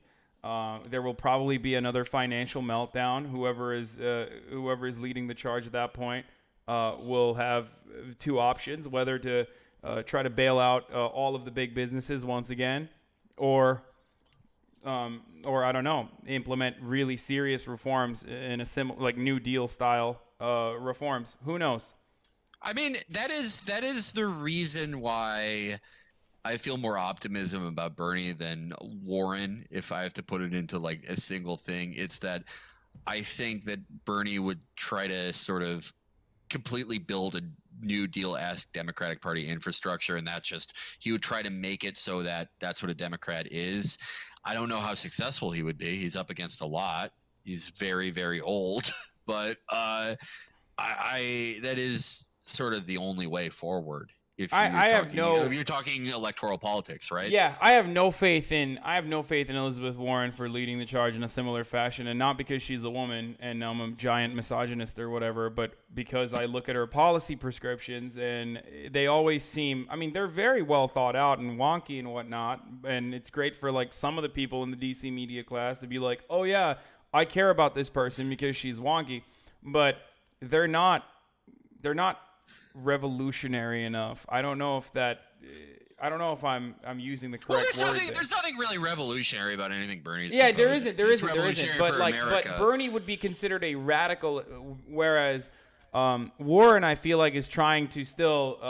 Warren is still under the assumption that we can still fix the system, whereas I feel like Bernie Sanders is like, we need to do at least some radical changes. Radical in comparison to, like American politics, though. To look at them both very harshly realistically, they're both New Deal Democrats, Zionists. That is flatly what both of them are. I'm sorry. That's what Bernie is. I'm sorry to anyone who's disappointed. Yeah, no, I agree. But Bernie, it does seem more in tune with sort of building a lasting movement, I guess. Yeah, that's what I was saying. Like, I don't think President Warren would be the worst thing in the world. I think it's the best choice we have, absolutely, after him. Yeah. Or Marianne Williamson, but I am quite suspicious of people like Jennifer Rubin saying that they love Warren now, because how quick are they going to imagine she gets in there, she actually does do the stuff she says she wants to do. How quick do they fucking turn on her? How quick? These people think that no one has any fucking memory, and they're right. Most of them don't. But I fucking remember when these people were like, hey, Obama's kind of interesting to me. These fucking same media conservatives, the ones that were never beyond the pale for their liberal friends. Hey, Obama's kind of conservative. Then 2 years in, he's anti-white. He hates Israel. No matter what he actually did. He's a Kenyan Muslim who hates Israel. Well, that was the thing. They never went that far. They never went that far because they wanted to be respectful. So they never. Oh, you're talking about the. Oh yeah, sorry. You're talking about like the reasonable. The Jen Rubin types. Oh, true. Yeah. Because they knew they couldn't get away. They couldn't still stay in their same fucking cocktail circuit if they said, he's Kenyan or he's anti-white. But they knew that if they said, oh, he's anti-Israel, that was code for everything, for all their Foundation for the Defense of Democracy's friends. And they just think we don't fucking remember any of it. And they're right. Most people fucking don't. I don't think that Elizabeth... I do, but who the fuck am I? I'm a niche podcaster who streams a free-to-play children's game. I don't think Elizabeth Warren is going to be. I don't know what Bernie Sanders is going to do in regards to foreign policy, but I definitely think that Elizabeth Warren's foreign policy so far, or at least what she's talked about in regards to the military, is not good enough. Yeah, no, I would like it if she had. I would like it if both of them had more of an articulated sort of non-interventionist stance. But that's the problem with America. No one really wants to hear about that stuff. No one really cares. No one likes thinking about it. The reason why people, we can do so much rat fucking all over the world is people just genuinely don't want to think about it. The silver lining is that we seem to be shittier at it than ever, which that seemed to just happen overnight, but it was the course of several years. But we seem to be kind of bad at it now. What, doing selling wars or doing wars? Doing wars, doing regime change, doing. Oh yeah, man. I feel like if it was Bush in there, they would have already gotten Maduro out of there. But don't you think it's because we're kind of spread too thin, even with the mightiest, largest military on the planet, where like you literally can't have. I mean, you can't have this many military. You can't have this much military involvement all around the world. It could be. It's that. I think people trust us less. People are less afraid of us. There are more. It's not the 90s anymore. There are actual competing powers. But it is kind of strange to see. And like other historically imperialist nations have more autonomy and more power now than like, and I'm of course referring to like Russia and even Turkey. Like they have. They're watching America, like they're watching American forces fail to defeat insurgency, in these countries and fuck shit up even further, And they're like, well, we could do this. We know the territory better than the United States does. Yeah. It is. It's very strange it's very strange to just sort of happen right in front of you. I mean, I think maybe within our lifetimes, people talk about it. Like, remember when America could just knock anyone off the board? Now it seems like they can't do it to anyone. I don't know. I like to think that it will be a good thing for us eventually, but my fear is that when an empire gets embarrassed or it's no longer an empire, that my nephew the most bitter reactionary forces kind of turn inward and try to just find all the internal enemies that weakened the tip of the spear. So that's my fear with that. But again, what if we solve all the problems? Yeah, that'd be dope. And of course, that's why you're voting for Hickenlooper. Exactly. He's the problem solving. Good. What are my thoughts on China? President Xi, I respect you deeply. If you will give me a gamer condo when Tom Cotton becomes president here. You think you're good enough to fucking go again? First of all, Fortnite is out. No. I'm not. I will never be on their game. I will never. Yeah, they'll fucking destroy you. No, they'll fucking shit on me. But I mean, like, as if I could just be like a friend of China, you know, they just like me. You know, they just let me live there. They like me. Yeah, you're like cool. You're like the American pet that they point to. Like, all right, yeah. So it's like, you guys figured out esports. You guys fucking figured out Olympic weightlifting. You guys are kicking fucking ass at that. But one thing you guys don't really have, podcasts. I mean, there's a reason for Felix. I think there's a reason for that. No one clip this. I don't want to be fucking indicted under the espionage act to cast state secrets to the Chinese. But I gotta make my play here. What did you just say? What the fuck? I don't want to be indicted for giving podcast state secrets to the Chinese. But no one clip this shit. Yeah, no. I don't want to go to the feds. I don't think they have podcasts for a different reason than why we. No. I'm not giving them any political shit. I mean, just like is stuff that like a fucking factory worker or like a party boss who's like, organizing his papers that they can listen to have fun. Oh, okay. Yeah, that makes sense. Yeah. None of this politics shit. No politics, no gay shit, no Islam. Yeah, dude. Yeah. Just talking about how dope it is to have dope it is to have sons and how cool it is to be able to work in a factory. And I fucking hate those safety nets. I mean, I hate people who kill themselves in these factories. Isn't it terrible? Like that sort of stuff? Just padding the doing the groundwork for them. All right, so that is my position on China. I want them, I have no problem with them. Want them to have no problem with me. If I have to, Tom Cotton becomes president sometime in the future, you let me come there. Maybe if I accidentally have a kid in that time, they can come. Their mom can come. It's whatever. I won't start any shit. Just let me do it, man. Let me do it.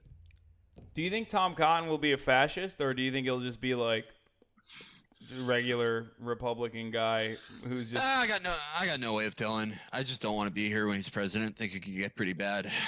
Yeah, that's fair. Okay. I mean, you can go and set up shop in like an African colony that China is currently, setting up the grid on. You'll have fiber internet. Yeah, you'll be able to shoot your podcast from there. Better weather, Yeah. No, I mean, there's organic farming. There's a lot of places I could go, but that's you gotta pick your winners, right? You gotta back the winning team.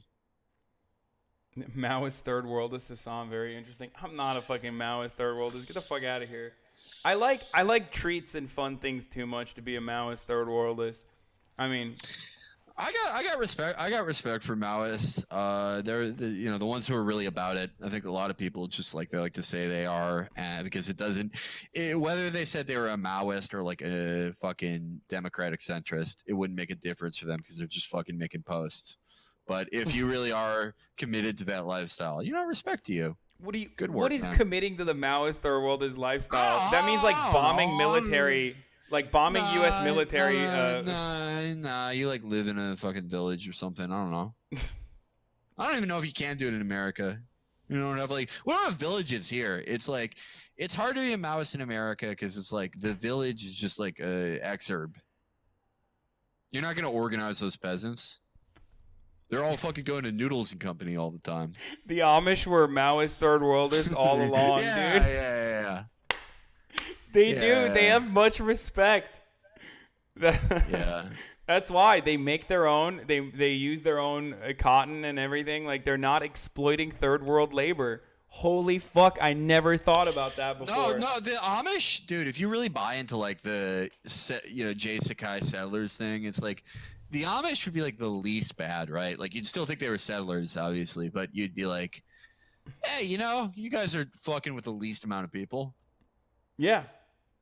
Yeah, the Amish have you think the Amish have a place in President Xi's future America, like new America? Fuck yeah. Absolutely. They make good shit and cook, they cook stuff that they grow totally organic. That'll be like a vacation spot. I think the Mormons Mormons can go both ways because you have the Mitt Romney style Mormons who are like go-getters, and then you have Mormons who are super nice, and you have the ninja style Mormons, which I would categorize as no, they're the same thing. They just the ninja and Mitt Romney are the same style of Mormon. No, they are. They put on it. Well, not really because ninja drinks, but that could be Takaya. Mormon Takaya. Ninja drinking is Takaya. Oh, he's infiltrating the Zuber space to implement Mormonism. Yeah, no, dude, he's literally doing Takaya by getting drunk on stream. And drinking Red Bull. Red Bull sponsorship. They'll never know. You're not supposed to have caffeinated beverages. The last person you would expect is the one selling caffeinated beverages, dude. Yeah, dude, he's totally fucking fooling all the Dylan 46s that watch him, and he's like, all right, yeah, I'm a pretty cool guy. You see me drink caffeine and alcohol. I'm definitely not a Mormon. Anyway, so yeah, man, what if you were like a really good person and you got your own planet, in heaven? You don't want to, dude, you don't want to share heaven with like everyone in the world, right? What if you got your own planet? Dude, Pog. Fuck, I got my own planet, dude. Reverse is there. Tim is gonna take Tim the Tat Man. Tim the Tat Man took fall damage in the Celestial Kingdom. All right, man. Oh no, Mormon Ninja Takia. That's so good. That's so fucking good. Oh shit. Yeah, he just makes millions of people become Mormon. Yeah, he's just Mormon pilling the chat slowly. Yeah.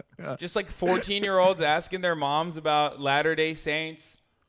Just magic underwear and shit. Well, that's oh my god, Ninja sells magic underwear. Yeah, he does. Oh no. This is cultural Mormonism. Holy shit, dude, they never knew. All of these fucking, all these Republicans, conservatives like Sebastian Gorka are like worried about cultural Bolshevism, cultural Marxism, whatever kind of fucking Nazi rebranding they're going through now, when they should be focusing on cultural Mormonism that's happening on Twitch every day. Have you ever, I like Mormon Ninja. I don't think we ever did it. When you were in our Discord, but when we did Muslim Ninja. Muslim Ninja? Yeah, man. Tim's a person of the book, but yeah, I'll still play with him. I don't play with Ben anymore, cause yeah, man, he's a Rafida. Did you know that? Sorry, man. I don't read donos from Sufis. Wait, do you know that? Did you know that he, out of respect for Ramadan and everyone fasting, he turned off his camera? Yeah, no, that was kind of cool. Actually, I guess there you go. He must have a lot of Muslim viewers if he's doing that. He must have been getting a lot of messages. Good for him, though. Yeah, holy shit, dude. I mean, it's true. It's Muslim Ninja. Doesn't play with women. Oh, that could be Mormon too, though. That could be more. That could be, Mike Pence. Yeah. Yeah, that is some fucking Mormon shit, though. Yeah, he does do a lot of. Wait, by the way, I don't know if Ninja used to be a Mormon or not. I've never confirmed that. I've just been saying it since I got on Twitch, but I do think that he strikes me as a very much a Mormon guy. He has a Mormon energy to him. Mike was telling, or Andrew was telling me he's just while I was eating before he got on one day, he just turned on Ninja, and the first thing he heard was parents got to start talking to their kids about drugs at a very young age. That's so the way that he talks about the issues is very Mormon to me. Yeah, he gets down and dirty. Sometimes he makes dirty jokes. He made a fart joke the other day. When he does After Dark, when he's playing Arena with Reverse, see, that's what makes me think he's Mormon more, is his dark side. Yeah, Did you see when he killed that guy who kept stream sniping him, and he's like, suck a dick, dude. Fattest one. It's that's how a Mormon gets mad. Yeah. Apologizes oh, I'm sorry. I got out of line. sorry, man. Because his dark side is so he was playing with Reverse, and he's I think he gifted him a bunch of subs or something. He's you said thank you for $1,000? That's more money than you've ever seen in your fucking life. It was holy shit. He's dark, man. He's got a vicious side, like Mitt does, like all of them do. That's man. It's you meet a Mormon, they're just oh yeah, we got some caffeine-free pop, and you're this is the lamest motherfucker I ever met. Apparently, they're saying that his old content was real toxic, though. Apparently, but even when he was Ninja's hyper and when he played H1, he was the most. I mean, you've seen that clip of when he's playing H1. He goes, "What the fuck did he say to me, you little shit?" Yeah, that's That's real. That's some real gamer shit.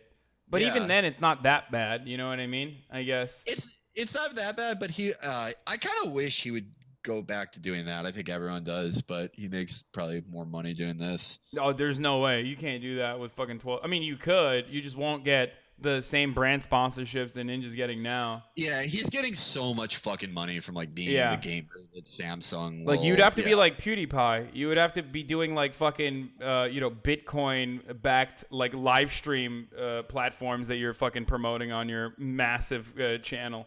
Yeah. He did that. He went with the fuck it, I'm just gonna do my own thing route. And in some ways, I guess I respect it, even though I totally think that it's really damaging. But yeah, no, I feel the same way. Where it's I don't obviously condone everything he does, but it is he did have hundreds of millions of dollars in front of him, and he was fuck it. Yeah. I can't stop saying the N-word. That's what he said, basically, right? Yeah, I mean, it makes sense. It makes sense if you wanna in a weird way, they're still ensuring that you're politically correct through, giving you a boatload of money in brand endorsements. Yeah, I mean, I guess the middle ground between that is Tfue, right? Because he's not like PewDiePie in that way, but he's definitely not Ninja. Oh no, yeah, but also I don't think Tfue does not have anywhere near the same kind of endorsements that Ninja has, though. Yeah, but maybe he would have if it wasn't for the FaZe contract.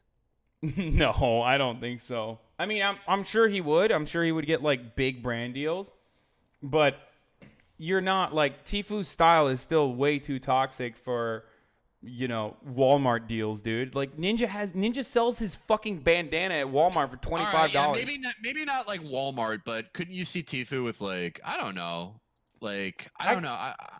I can see him selling HyperX headsets, and I think he could sell more. I mean, J.R. Smith has brand deals. Couldn't you a similar thing with Tfue? Yeah, but J.R. Smith is in a different league. J.R. Smith is still considered a celebrity. The barrier of entry as a e-celeb to that holy realm of like multi-million-dollar ad sponsorships is much higher. Yeah, but let's see what happens, because I think that if anyone's going to be that crossover star, it would be Tfue. Yeah, I agree though. Because you're right. No one's ever had that personality. Like his personality, he has the personality of an actual athlete. Not that esports athletes are not actual athletes, but you know what I mean. Like, yeah. He seems like a jock to people. Like he's he's kind of a dick. He's kind of dickish. He's kind of funny, but very confident, very confident, very cool. Like, yeah, he's the way that he gets pissed when he plays. It's like a traditional athlete to people. He's so fucking good at the game. Like there have been people who have been as famous as PewDiePie, but no one who's as good as him has ever, like, I mean, no one is consistently puts in the results he does in competition. I don't think it would happen overnight, but I think if it's anyone's going to make that crossover in the next few years, it would be him. It makes the most sense. Yeah, he's good looking enough too. Yeah, and I think there are guys who play competitive, who are like we're seeing now, who are going to be huge forever. Like I think that about 72 hours, but I think like crossover treated like a traditional athlete. Wait, why not like Shroud or Myth? Isn't Myth good too? I don't know. I've never watched him, but he seems like a really nice guy. Myth is really cool, really nice guy, very good player, but he's not Tfue's. He's Tfue's so much better than him, unfortunately, for Myth. Myth, like so many of those guys, there's Hamlin's is hilarious. He's a great player, but he doesn't play competitive anymore. 72 hours doesn't seem like he gives a fuck about competitive, and I can't blame him because the way that Epic Games treats competitive is insane to me. If you're gonna Tfue says he's gonna quit competitive, but he says stuff like that all the time. I don't think he can resist competing in things. I think he's too good. I think he likes the competition too much. I think he's like too much of a jock at heart. And I think if he really actually doesn't quit competitive, he will be like this huge crossover. Yeah. I mean, look at how much he's. as long as he's able to compete and get that taken care of, get that urge taken care of, while also being able to stream as long as he does, because streaming is where the money's at, because that's where you get the fame from. Yeah. I'm sure he'll. There's no reason for him not to do that. Yeah. Who knows? I mean, it doesn't make sense for a lot of these guys to compete once they get to the level of Tfue, though. No, it doesn't. I mean, it's just him like doing it personally to fucking satisfy his urges, I guess. Like there's it was good for his brand to qualify, though. No, I'm sure at some point, but now at this point, he doesn't have to fucking actually compete. I don't think he doesn't. I mean, he didn't go to Poland. He didn't go to Katowice because it wasn't enough money. If you do get to a certain level, you are pretty much like Ninja isn't gonna. He may qualify for the World Cup. Like he's put a lot of time into competitive, and he was very close this last weekend. But I can't imagine he's gonna make more than if he just stayed home and streamed it, which is it's actually kind of admirable. I miss the competitor side of him. People forget he was a very serious Halo competitor. But yeah. Yeah. Wait. People are saying that Tfue would lose his audience, or like people would leave him if he stopped competing. I don't know about that. I don't know about that. I mean, like he gets a lot of. He had something nutty like 250,000 concurrent streaming these last qualifiers. I don't think he would lose all his audience. I think the thing is like who would be the next Tfue, because there are some guys who are fucking sick now. The Solary guys are nuts, but none of them. It's not just being good at the game. I'm sorry, it's not. No, of course not. Yeah. The best players are rarely ever the best stream or the top streamers. Well, that's why Tfue is so special. He's one of the best players, arguably the best player. I mean, Bizzle has won more in competition. Bizzle has a legitimate claim to being the best. After this, depending on what happens in the World Cup, Mongrel or Savage or Mitro might have that claim, but very few people are as entertaining personally and as charismatic. I don't know enough about. Dude, you know way more about fucking esports players and streamers than I do. I don't know who Bizzle is. Bizzle's sick. Bizzle's fucking sick. Yes, by the way, for everyone in the chat, yes, Felix 100% follows esports in Fortnite, especially, like, a lot. Well, yeah, I think I follow Fortnite the most. Fortnite is maybe the first or second most fun to watch if you're watching a streamer's perspective, not if you're watching their spectator client. Their spectator client is fucking awful. CSGO, I love watching, but I don't really know. I don't know as much about that competitive scene, but I try to follow it. I try to watch a little Overwatch, but yeah, I like following it. I like watching it. I don't know anything about CSGO except for Todok, and the only thing I know about Overwatch is the other Felix, XQC. XQC, my French-Canadian counterpart. Yeah, so I don't really know anything about Overwatch or CSGO outside of those two people. So CSGO is so fun to watch. I've always loved watching Counter-Strike. I want to follow it like I used to, but only so many hours in the day. Yeah, I don't even know where the fuck you fit this, dude. I don't do a lot of other stuff. Wait, M Hood? Is that who's M Hud? Who's a moderator who said fuck Felix? I'm getting Eminem Obama VODs. Oh yeah, you think? Yeah, I'm hacking. Okay, it's definitely Eminem Obama. I'm assuming. What's up, Mike? Yeah, I was like, what the fuck? I'm hacking. Oh, that makes sense. Yeah, I got worried for a second. I was like, what the fuck? What are my moderators like out of nowhere? You went rogue. Yeah. I just posted the fucking shaman emotes. Yeah. The two guys kissing. Yeah, I love that. That's what that's called. The two guys kissing. It's great. It's great, dude. I love that emote. Twitch is woke as fuck, dude. I love that one. You know? Twitch is pretty woke. Like, for gay stuff, at least. Yeah, it is. Well, that's just Zoomers, man. Zoomers are very gay. Like, they're gay as fuck. Dude, when I was, their age now, when I was like in high school, I would argue about gay marriage with people a lot because my brother's gay. And it was amazing to me how like unwoke millennials were. But I don't feel like it's that way with Zoomers now, probably. My only impression of Zoomers is like from Twitch. But it just seems like they're more forward thinking.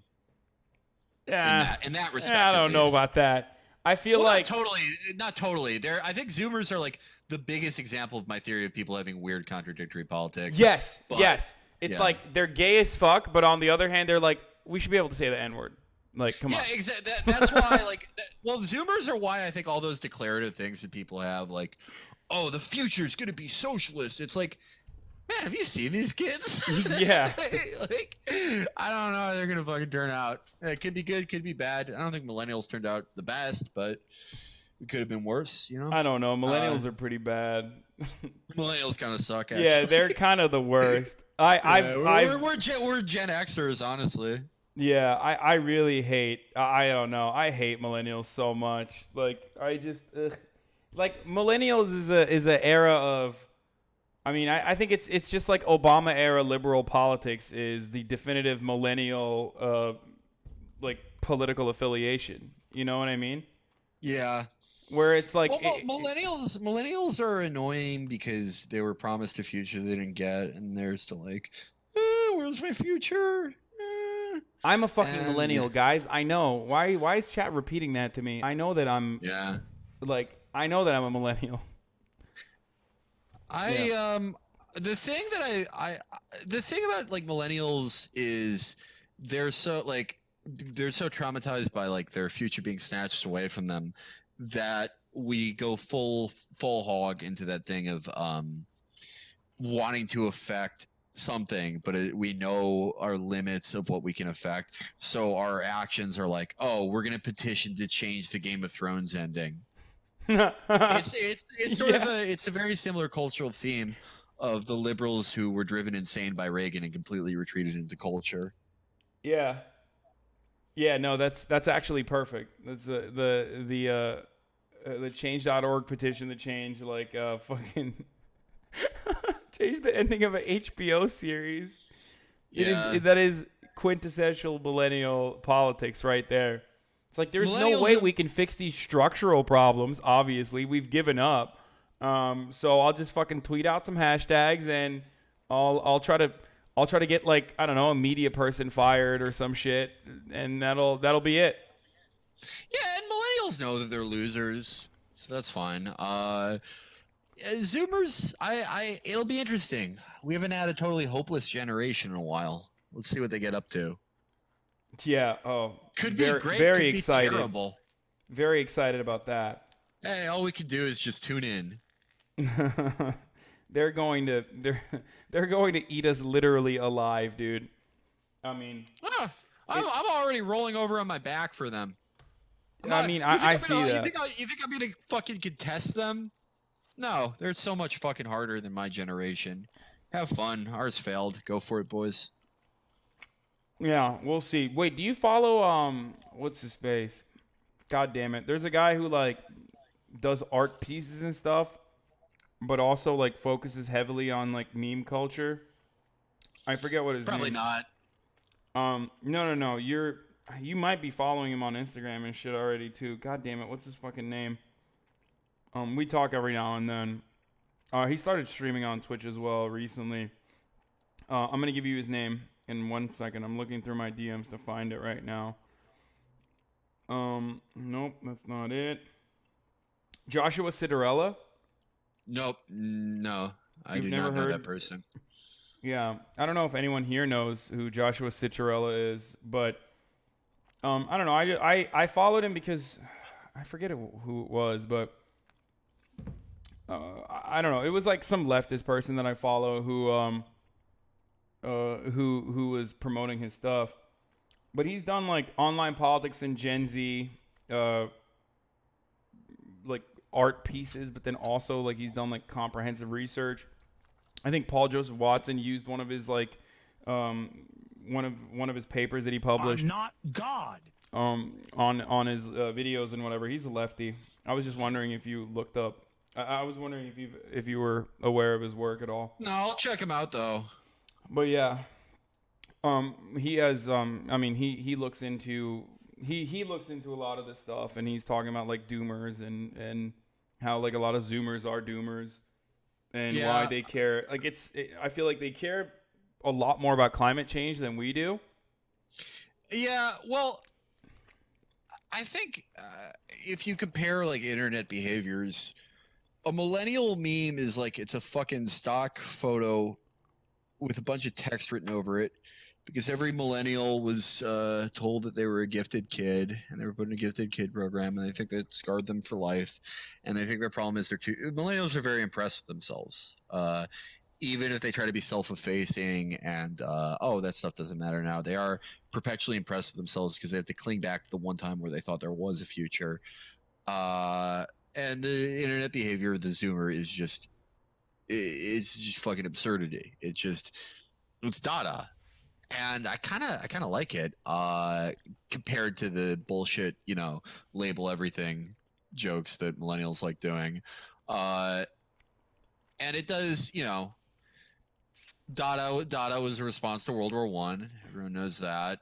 I'm not breaking any ground here. I'm just remembering the one art history class I ever took. But it is very, you see a Victorian quality in the millennials and post World War I quality in the Zoomers.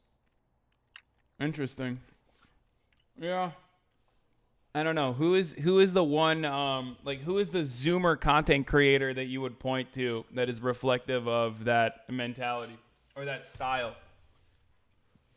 I don't know. I don't know if I follow any Zoomer content creators like specifically, but just things I've seen pop up from like watching Twitch and shit like that. That seems to be, I've got Zoomer family members, and their behavior versus that of their millennial cousins is completely different. It's completely different universes. Yeah. Okay. Well, for people in the chat are like Jake Paul. No, fucking Jake Paul is not. Jake Paul's a millennial. Jake Paul's a millennial. Like his behavior is Like he's just like a spoiled brat who's still going through his like anarchist phase because he's just young, and at a very early age found a lot of success and celebrity status. So he just kind of his growth, his mental maturity is stunted at that point, and he will probably forever be a child. And right now, for the time being, it's really good for him financially to remain a child. No, he might be a Zoomer, but he behaves like a fucking millennial, is what I'm saying. I don't know. Does he though? No, Because I think he's 20. He's 22, I think. Oh yeah. Well, he's a Zoomer. But do you believe he behaves like a millennial? Jake Paul? Mm-hmm. I think he's just. I mean, I don't know. Partially. I mean, he's not like a liberal millennial. Well, I guess it would be less productive. Like he's 24. Sorry. It's better, yeah. So he's a younger millennial. The older millennials, their type of shit on YouTube was like Shane Dawson, right? It was like accessible sincerity, right? Like that's the mark of like most 28-year-olds who are on YouTube. The younger one, I guess they like FaZe Banks. I guess they like Adam 22. They like whatever the fuck that is. They like Adam 22. They do. They do. My man is the voice of a generation, dude. Yeah, he kind of is. Yeah, he kind of is. I feel like his brand is not as strong as it once was. He's definitely waned in powers. Yeah. Even look, here's how I know. He didn't blow the fuck up after someone ran up on him with a gun during a podcast. And once that happens to you and you're not getting fucking crazy amounts of clout and crazy amounts of coverage because of that and milking it, like if you're not capable of milking it anymore, that means like your time when you were in the fucking top has passed.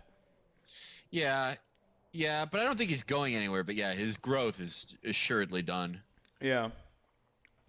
Boonk Gang. Oh, Boonk Gang might be the Zoomer. Boonk Gang is like kind of Zoomer content. It's like I don't know. Jake Paul I haven't on seen steroids. Boonk Gang in a while though. What? I haven't seen him in a while though. Yeah. Oh, I don't know what happened. Didn't he get shot at some point, or he got arrested? He got both. Yeah. I wonder what happened to like Kid Buu. Like that was what I was interested. There was like a bunch of rappers. Do you know who Kid Buu is? Yeah. No, okay. There are a million people who just disappeared in the last 18 Kid months. Buu. There was that other fucking guy, there was the other guy that looks like Lil Pump but is like more attractive than Lil Pump. And his whole brand was like Ice. Yeah, I know who you're talking about. That's Ice Narco. Yeah. Yeah. Like, what happened to fucking Icy Narco or Ice Narco and Kid Buu? And, like, I mean, we know what happened to, like, what's his face? After Tekashi went to prison, his counterpart, he was over. Yeah. What's his fucking face? The one with the red hair? Trippie Redd. Like, Trippie Redd was done after Tekashi went to prison. Trippie Redd was on a downward trend before that. Yeah, that sealed the deal. Like, who's popping off right now? I don't know, actually. I don't know. It's very hard to... Because everyone I had a frame of reference for just seems to disappear, but that is the nature of things, isn't it? Yeah, except for Jose, who lives in our hearts. Why are you? Yeah? No, he'll never go away. I was just reflecting on him. Yeah, moment of silence. Yeah, no, it's an unofficial moment of silence for Jose. I do it every day. Yeah. What's the issue? Lil Peep, does he live in our hearts? I guess he was pretty good. Yeah. I think he was pretty good. St. John. Oh yeah, St. John had like. I love St. John. Oh, me too. But he had fucking one flare up. He's the coolest. He was like. He's so cool. Dude. But he's so like old too. Cool. Like I think he's a lot older than all these other artists. So he went the Soho House route. And what I mean by that is literally like he was like the artist who went to fucking Soho House and like hung out on like a Monday night artist sampler versus like you would never see someone from fucking Broward County at a Monday night Soho House. Nah, fuck no. Yeah. Fuck no. I love St. John though. He's the fucking coolest dude in the world. He's Yeah. so fucking cool, man. I'm the biggest St. John fan. There was another if he could make a career out of being the Soho host guy, that's fucking sick. Good for him. There man. was another. Yeah, he's gonna do like weird art installation. Like he's gonna do songs for like weird art collaborations with like Mercedes Benz or whatever the fuck. You know what I mean? And, like Art Basel. I hope he fucking gets money and like gets to take weird pills forever. He's sick. There was another guy. Fuck, who was the other guy? That Skis, Little Skies or Little Skis or whatever. Little Skies. Our friend Jesse said that Little Skies looked like a creative SoundCloud rapper. Yeah, he does. He does. Wait, what? Hold on, I'm gonna take a leak real quick. Okay. I have to piss start time. All right.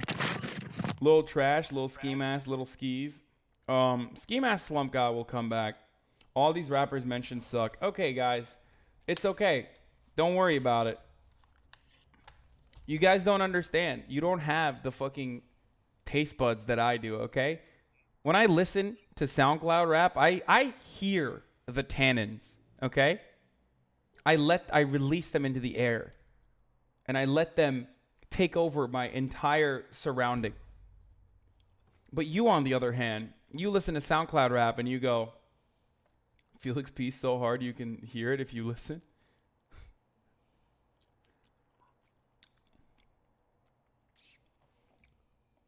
Generations are still a fucking moronic concept, says Space of AIDS.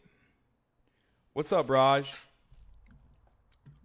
Jase is XXX Tentacion. That's why I keep saying Jase, because most people who hate XXX Tentacion don't know that his name is Jase.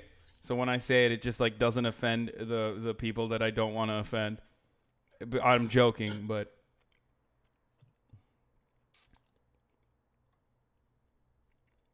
on Ja.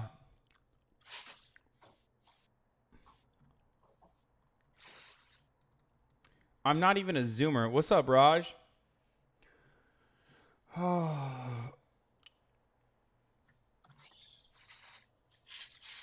Yeah, XXX Tentacion has done some fucked up shit to women, yes.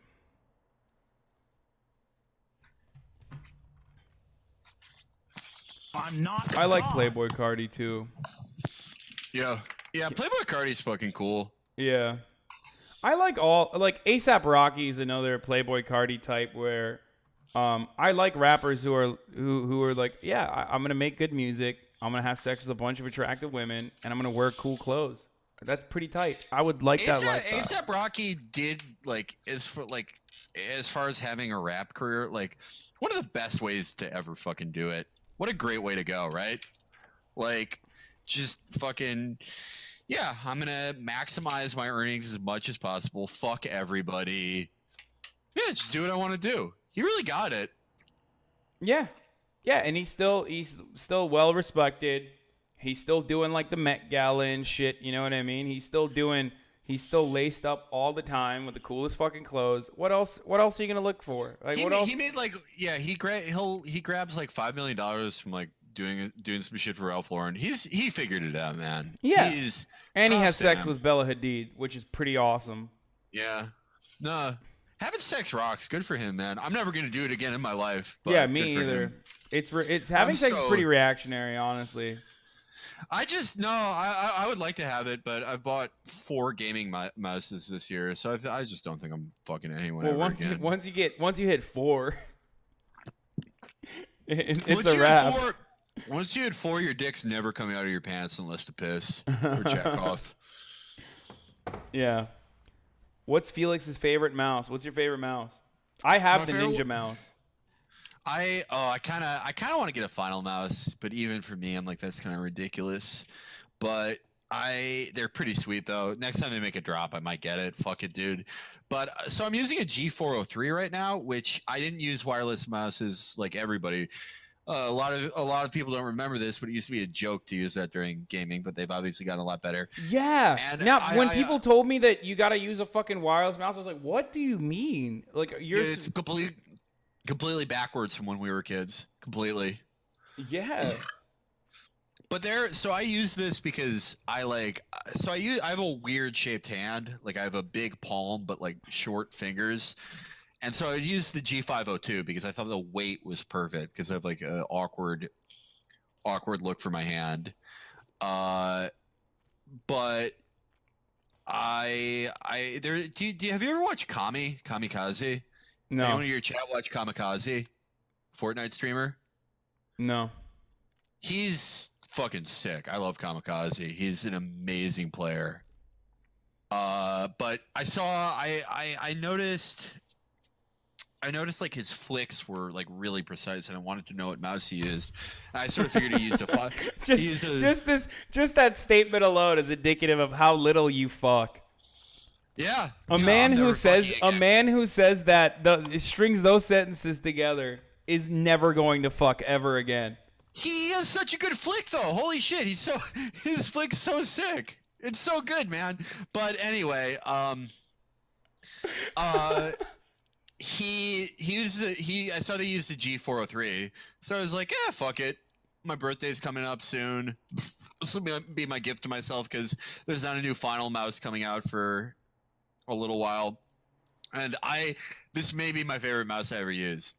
I've used the G Pro, and I like the G Pro a lot, but it's just too light for me. It's too small. It's too light for me. And the 403 is fucking sick. I love it. Ask if he watches Rocket Jump Ninja's mouse reviews. Yeah. I don't have sex. Yeah, I've watched those. Yeah, no shit, dude. You know so much about fucking esports and SoundCloud rap. There's no way you would have time to also put together a podcast for 2 hours every week on top of like all the Fortnite streaming that you're doing. Now everyone's gonna bitch at me for not being on. Listen, only reason I wasn't on this week is because everyone was in LA. It's not my fault, not my problem. Yeah, they fucked up. Yeah, exactly. Wait, why didn't you do the Virgil Sam Cedar podcast episode then? I was in Chicago for E1 actually. I'm back on tomorrow. Everyone by the way, there's a Turkish fan in my chat right now. It's saying Tunceli'den Felix'i seviyoruz, senden nefret ediyoruz, emperyalist domuz. They're saying that they love you in Tunceli, which is the area that the Turkish Communist Party won. And they say that they love you in Tunceli, and they hate me because I'm an imperialist pig. Oh, okay. Well, yeah, I'm American. What do you think that fucking makes me? What do you think I am? No, they love you, guys. dude. Well, thank you, guys. The revolutionaries in the Middle East love you. Well, they should be nicer to you, but thank you guys very much. It's very nice of you to say. I'm an Ottoman dog, so ultimately they're always. I'm Jewish. What are they? No, dude, Kurdish people don't fucking care about Kurdish people are like joking. Yeah, Kurdish people don't care about Jews. I know. They're more focused on other things. They're more focused on the Turks. Thank you guys so much. I will say hello to Brace for you guys. You guys are demand collectively. Yeah, or I guess I should say Yahudileri seviyoruz. He said we love the Jews. Thank you guys. It's very nice of you. When we ignore the original communist state of Dithmarschen, what? I don't even know what that means. Tunceli Yahudiler. Oh my god. Tunceli is the Turkish part. It's not YPG. Tunceli is the Turkish Communist Party, and it's actually not even like the PKK did not want TKP to run in Tunceli in Dersim, but they still did. But now the Kurdish person in the chat is telling me that I'm still wrong. I don't know. Whatever. But yeah, okay. Well, I don't want to hold you any longer, dude. You fucking came on and you brought it, dude. You fucking brought it. My pleasure. My pleasure. You brought it big time. You talked about FaZe. Why are you guys not going live tonight? What's happening? Oh no, we are. I was just are they not live? What the fuck? Maybe they are. Hold on. I thought they'd be live. Yeah, I think Aaron's on. Well, I saw Eminem. No, they're not live. I saw Eminem Obama in here. Yeah, you guys aren't live right now. Yeah, that's why there's so many chopos. If they go live, if they go live, I'll go with them. Dude, you guys gotta get BTTV emotes, dude. You have to. Should we? I don't know. I kind of like that we're the boomers of Twitch. It's like kind of cool to me. Like it's cool to me to just totally not respect the culture of a place you're going to. It's kind of the way I live my life. Well, you and Logan Paul are very similar in that fashion. Yeah, exactly. Yeah. But you could just call good. me It just Dr. improves. Disrespect. Well, if it works better, we'll do it. Oh, they just went live. As soon as I fucking called them out, they went live. Owned. Well, Wow. guess that's where I'm going. All right. Well, thanks, man. And My Chapo pleasure, FYM on Twitch, for those of you who do not know. This is Felix Biederman of the Chapo Trap House podcast, and also Chapo FYM on stream, if you don't know that already. You should check them out. Thanks for having me, homie. Yeah, thanks for